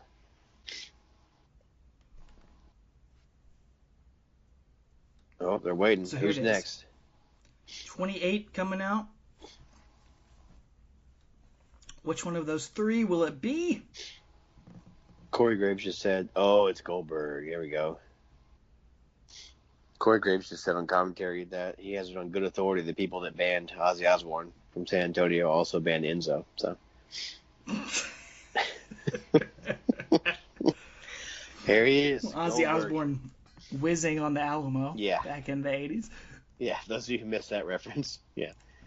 Goldberg standing in the pyro. Man, his first Royal Rumble appearance is 2004, if I remember correctly. Yeah. Here he is in 2017. Yeah, Dude, he only had one more Rumble. He was only there for a year, so that was it. Yeah. I would kill to look like Goldberg does here in his late 40s in my early 30s. Well, he was over 50 here, wasn't he? Jeez. He had to have been. What a man. Yeah. Look at that. This was and just... he was... Goldberg has his critics, and that's fine. But I loved him during this run. He would great. come out and cut promos, and he would just shoot from the hip, and he was not on a script, and he would lose his place, but he was so passionate about what he was talking about. Ooh. Spear! The God! crowd is going nuts, man. He had a great run during this time. Golly, man. Just eliminated Brock just as quickly as he did at Survivor Series. What that a is setup awesome. for WrestleMania right there. Yep. Didn't need title. And they had the perfect 5-minute match at WrestleMania. Oh, yeah. Dude, it's just like a video game. Yep. Sprint, dude. Finisher, finisher, finisher, finisher, finisher, Yep. finisher, finisher. And that's exactly what it should have been. So Goldberg would have been 49 here. Sorry. Dude. Again, I wish I looked like Goldberg at 49 as I do at 34. Yeah. I would give anything. Oh, a feud. Here, him and Jericho going at it. That's right. A feud from '98 that never got off the ground. Him taking out Sami Zayn. And dude, you know, even if you weren't a huge fan of Goldberg growing up, how cool would it be for a guy like Sami Zayn or Bray Wyatt to be taking a jackhammer Yeah. or taking a spear from Bray Wyatt, even if he wasn't your favorite guy or something like that? I don't understand people awesome. that don't like him back in the day, man. Yeah. He was everything wrestling was supposed to be. Just Right. in your face, crash, boom, in and out, double spear to Bray and Whoa. Randy. May have actually hurt Randy. Yeah, I think Randy's holding his knee, so that's never good. And he's dropping bombs too. So, see who's next. Who's it going to be? Uh-oh. Now the countdown. Resurrect the Ascension sign. 2, 1. Big Ascension fan in the crowd, yeah. I think we just heard the Oh, boom. that's it. Lights out. Lights out. Time for the Phenom.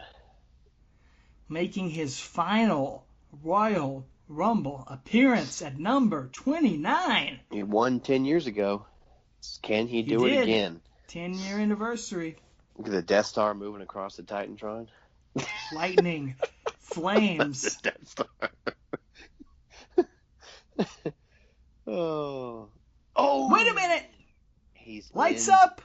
the ring. Taker's in the ring. Dude, the showdown we never got Look during at the that. Monday Night Wars, during the Attitude Era. Undertaker and Goldberg face to face for the first time. This is awesome. I was Goozle Goldberg. Goozle. Oh, Corbin, you heel. Yeah, King Corbin, Baron Corbin. Dude, Taker And some looks shots on the Undertaker. Taker looks big, brother. Yeah, you know, Undertaker talked about this on the last ride. You know, he was just not happy with his shape and his performance during this time as he takes a spear. Spear. Because when he was in WWE and the first time Taker was on SmackDown. Dude, look at this. Undertaker just eliminated Goldberg from the Royal Rumble. A tease for a future match there. Definitely had us wondering back in 2017. Oh, what's the plans? Is Miz? Miz tries to Miz gonna try to capitalize. take out Yeah. Taker. Try to get for revenge Well, you could have from even like 12 years ago. yeah. You could have even looked there and said, okay, Goldberg eliminated Lesnar, Taker eliminated Goldberg. They all, were in the ring together on Raw. You could have put a three-way together and it made Maybe sense, a triple but threat. Sure. you weren't sure. It's not where we're headed, but Taker's just headbutting fellas. Yeah, he's dominating right now. Sami Zayn, Miz, Jericho, choke slam for the Miz. Good night, Miz. Sami Zayn about to Choke eat one. slam for Zayn. Sami Zayn got to take a jackhammer from Goldberg and a choke slam from Undertaker in this match. Are you kidding me? Sign me up. I'll go in there and do that. Undertaker going after his former WrestleMania opponents, Bray Wyatt and the Undertaker. Randy Orton right now. Excuse me. Jericho's been in there since number 2, right? Yes, he has. He's been in there since the beginning of the match as number Roman 30. Reigns. Believe that. He's got the slogan of Teddy Long. Believe that. A Taker crossover guy. Oh, straps down. Business time. Should have left him up. Oh no. As this is it, man. This is the beginning of the WrestleMania 33 build between The Undertaker and Randy Orton right here as Roman stalks his way to the ring. This will be the subject of next week's episode. This is where it all begins. It all begins right here. Oh, man. And this was something that I know a lot of fans were like, I don't want to see Roman and Taker. I'm like, dude, I wanted to see this. I was there for this. I was happy. We got this. We'll talk more about it next week. But, yeah, I thought Roman deserved this spot. And I think it was something Undertaker wanted, too. I'm sure Vince talked to Taker and was like, who do you want to face this year? Mm-hmm. Who do you want to put over? And he's like, it's time to put your boy over. Yep. Let's make him. Here they go. What's our timestamp here? Throwing hands. We are at 3:23, 52, 3, 4, 5, 6. Roman and Taker throwing hands. Roman throws Taker into the ropes. Clothesline from the dead man to Roman Reigns. They're getting center stage here. Jericho gets in a shot on Roman Reigns. 3:24, 10, 11, 12, 13, 14. Roman blocks the choke slam and a Superman punch to the dead man. And another one. Oh, nope, blocked by Taker. Gives Roman a choke slam. Oh. Of course, Randy. Randy trying to get some revenge. Bray trying to get some revenge. Straight right punch. Golly, headbutt. Taker. Undertaker and Roman, of course, had a little history from that brief feud with The Shield in 2013. Taker's taking out Miz. Good night, Miz. Taking out Zayn. Oh. See ya, Zayn. So the last 5. That's it. You're right. Undertaker. Final 5. Roman Reigns. Jericho. Bray Wyatt. Randy Orton. Any 5 of these could have won this match. There. Yeah. Jericho came off the top rope. Taker's going to choke slam him. Oh. Yeah, Jericho gets to be the Iron Man, even though spent 90% of this match on the outside. Oh, yeah. But there it was. Roman just threw Taker over the top rope as he was talking. Moment. Taker sat up. Sits up. Looks at him. Despite that. This is a great stare off right here. That cemented it to me. It's like, oh, that's it. WrestleMania. Exactly. And he said it's my yard. Roman just said it's my yard. Roman stands in the ring as Undertaker stands on the floor, staring at each other, one generation to another. Phenomenal. A phenomenal Love WrestleMania tease and the beginning of a huge moment between these two. Taker standing right there under the WrestleMania sign. Great framing of the camera there. As we're left with our final 4. Roman, Bray, Randy, and Y2J. And Corey Graves is changing his pick again on commentary like Bobby Heenan, so it's kind of funny. Jericho's getting pulled up by Roman. Roman Reigns, my favorite heel of 2020. Ooh. Could be your favorite heel of 2017. Yeah. Superman Boom! punch. Good night, Jericho. Oh, man. Over an hour in there. So we got Roman, Randy, and Bray. And the fans were not on Roman's side back at this time. No.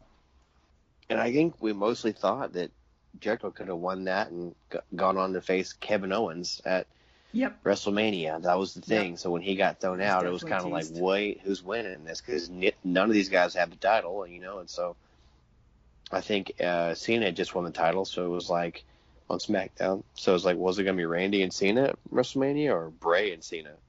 It was very confusing. Turns out it's none of those. Yep. Kevin Owens had one title, Cena had the other. And both of them will lose them in the next 4 weeks. 3 weeks, I think. 4 weeks. Roman on the apron, but he's going to get DDT'd by Randy back into the ring. And you kind of got the feeling that we were getting towards Randy versus Bray at WrestleMania, but you didn't quite know how we were going to get there. Like I said, you're just like, well, Cena just won his 16th title. Why are they going to take it from him before WrestleMania? So it's very unclear. Here we go, Sister Abigail into the RKO, but Roman retaliates. Superman punches for both of them. Double Supermans. And just throws Bray over top. Flying. That guy's excited in the crowd. So now you're either going to get Roman Reigns for the second time in 2 years, and the crowd's going to boo him again, or you're going to get Randy for the second time. He won, what, 2009? 2009. Yeah. Oh, that was great. Clothesline. Oh, I forgot that was it. Randy Orton just won his second Royal Rumble. And the crowd's into it. Yeah. They're feeling it. They're cheering here, even though Randy's a heel. Because they knew it was that slow burn to him turning face on Bray. You saw it coming. So him winning here was just like, okay, we're getting what we wanted. So great booking there, man. Really, again, surprising at the time because you're so sure you have it pegged.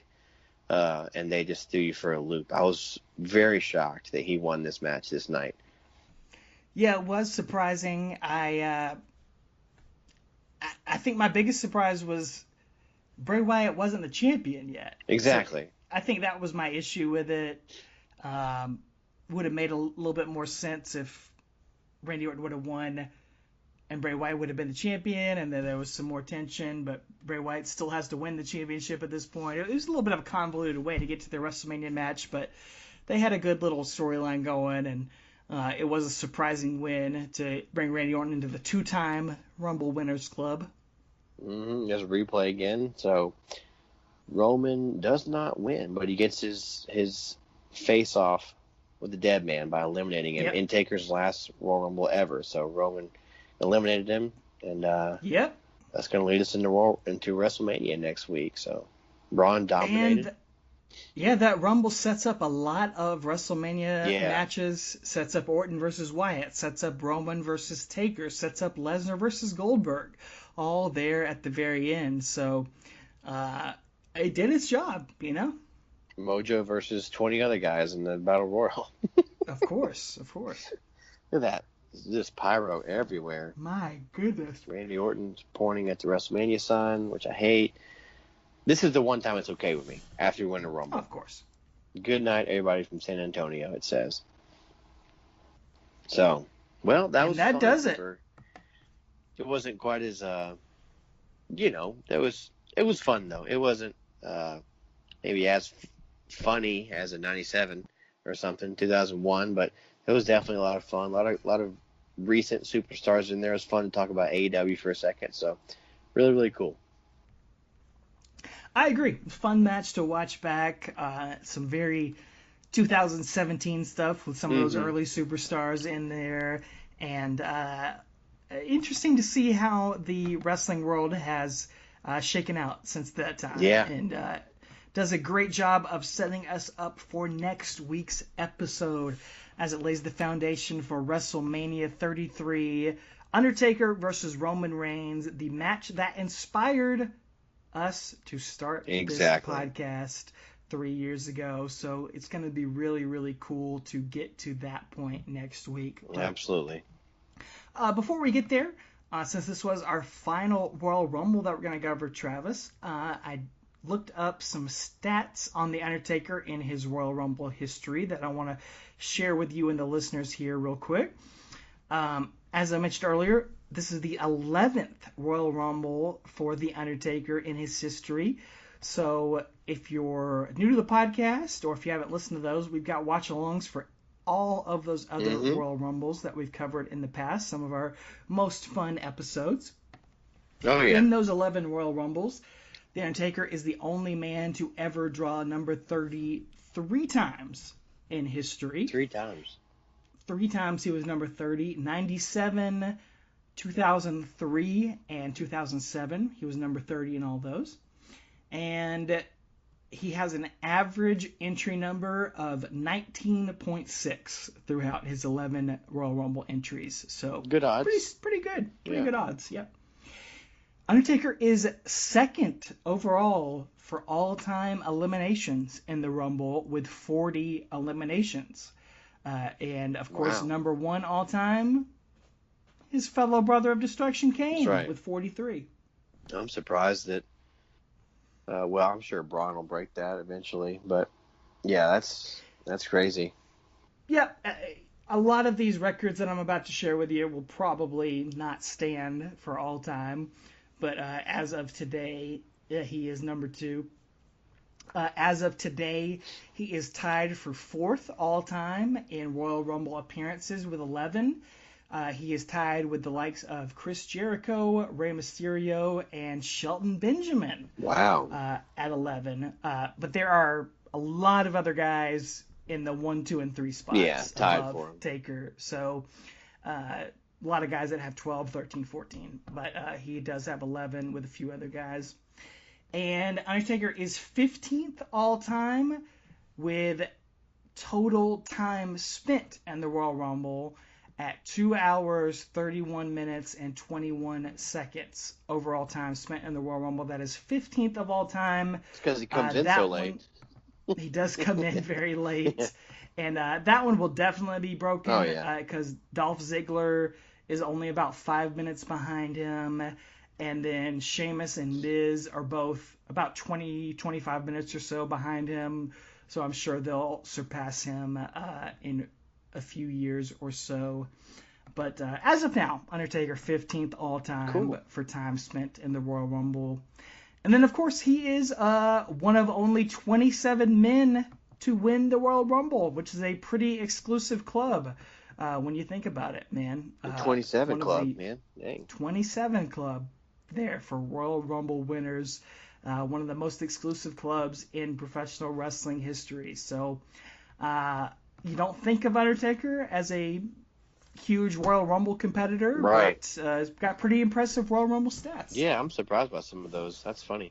So, yeah, good, excellent research there. So, good stuff. Yeah, I guess it was good to do that on his last Rumble here. So, yeah, we try to tie it up loose ends here and try to think about those things as we get towards the end, as we keep rolling onto the last ride. As we have mentioned multiple times throughout this episode, next week will be WrestleMania 33, a milestone moment in The Undertaker's career as he faces off with Roman Reigns. It is the moment that in the match that inspired us to begin this podcast, and I know that will be a big topic for us as we talk about that match next week. We'll talk about Undertaker's performance in that match, the fake-out retirement that he gave during that match, and everything leading up to that. So we will talk about that. We'd love to hear your comments about this Royal Rumble, so be sure to hit us up on Facebook, Twitter, and Instagram. Don't have anything new to share with you guys, but if you were there, if you were one of the 50,000, we'd still love to hear from you. Just quickly, before we close things out, I threw a poll up for last week's episode, that Hell in a Cell match. I asked you, the listeners, what is your favorite WrestleMania Hell in a Cell match in The Undertaker's career?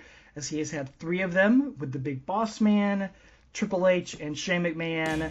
The Big Boss Man match getting no love, with 0% of the poll votes. Dang it. But the Shane McMahon match got 26%, and overwhelmingly 74% of you guys loved the Triple H match. As far as the Undertaker Hell in a Cell matches, yeah, I can understand. Yeah, without question. And then want to shout out our boy Randy Turco. Got to do some trivia with him through Sporkle. We did Sporkle team trivia. Me and Randy got 3rd place for WWE Trivia Night last week on the Sporkle team trivia website. Had a blast with Randy doing that. Hopefully we can do that again sometime soon. And just thank you for inviting us to do that, Randy. Had a great time doing that with you.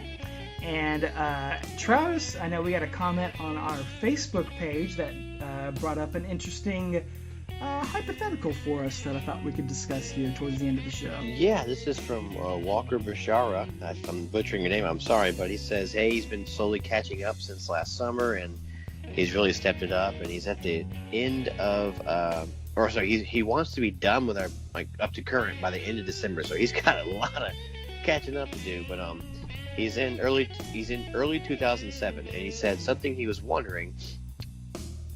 As much as Taker is treated as legit legend he is, do you think if he had been on Raw in this era and had all of his pay-per-view matches called by JR and King, do you think he'd be even bigger?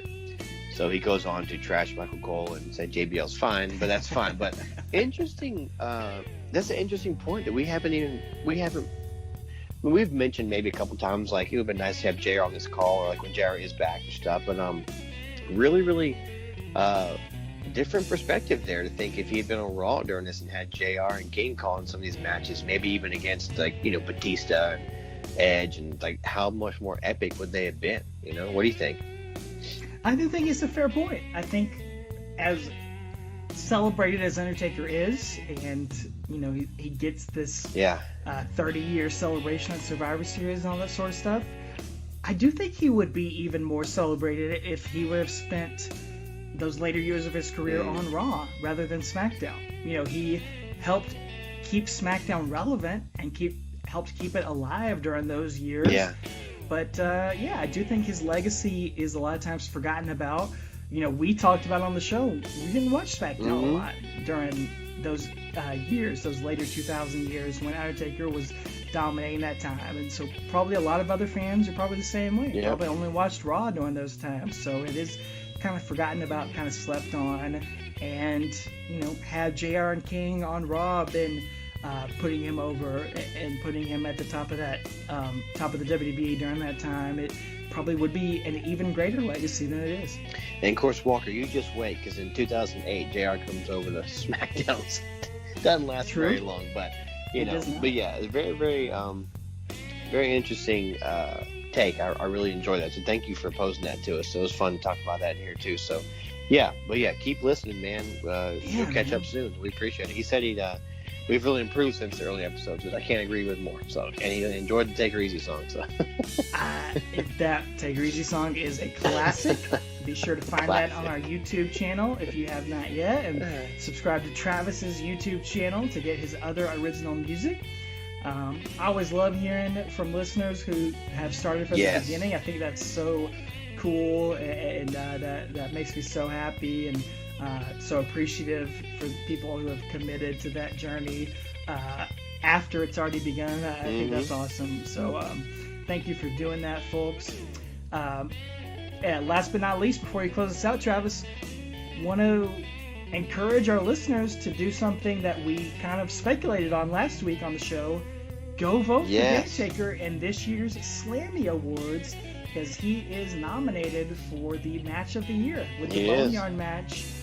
He's also nominated for Moment of the Year for the Retirement at Survivor Series, but that one is not a fan vote award.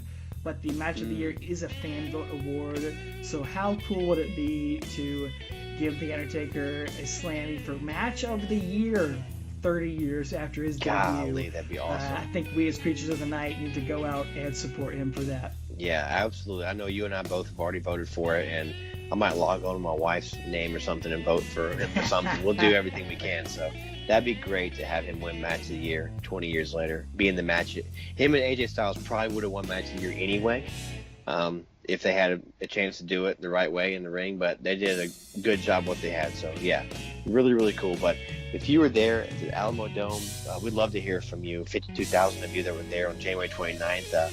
Let us know what you thought about Cena and Styles steal the show, and then this, kind of into the match heavy superstar Royal Rumble here. But a lot of fun little moments there, fun little quick moments at the end.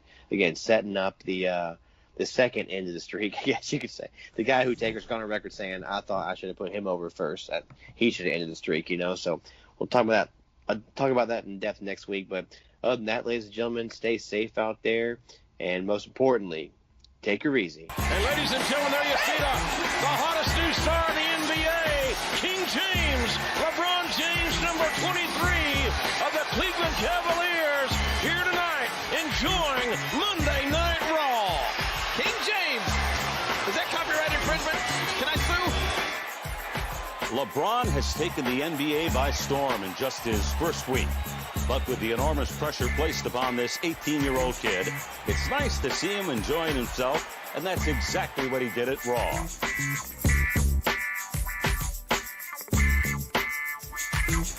Not only did LeBron get a shot of Stone Cold Steve Austin on his phone, but backstage he was hanging out with the superstars, Stacy Keibler and Goldberg, just to name a few.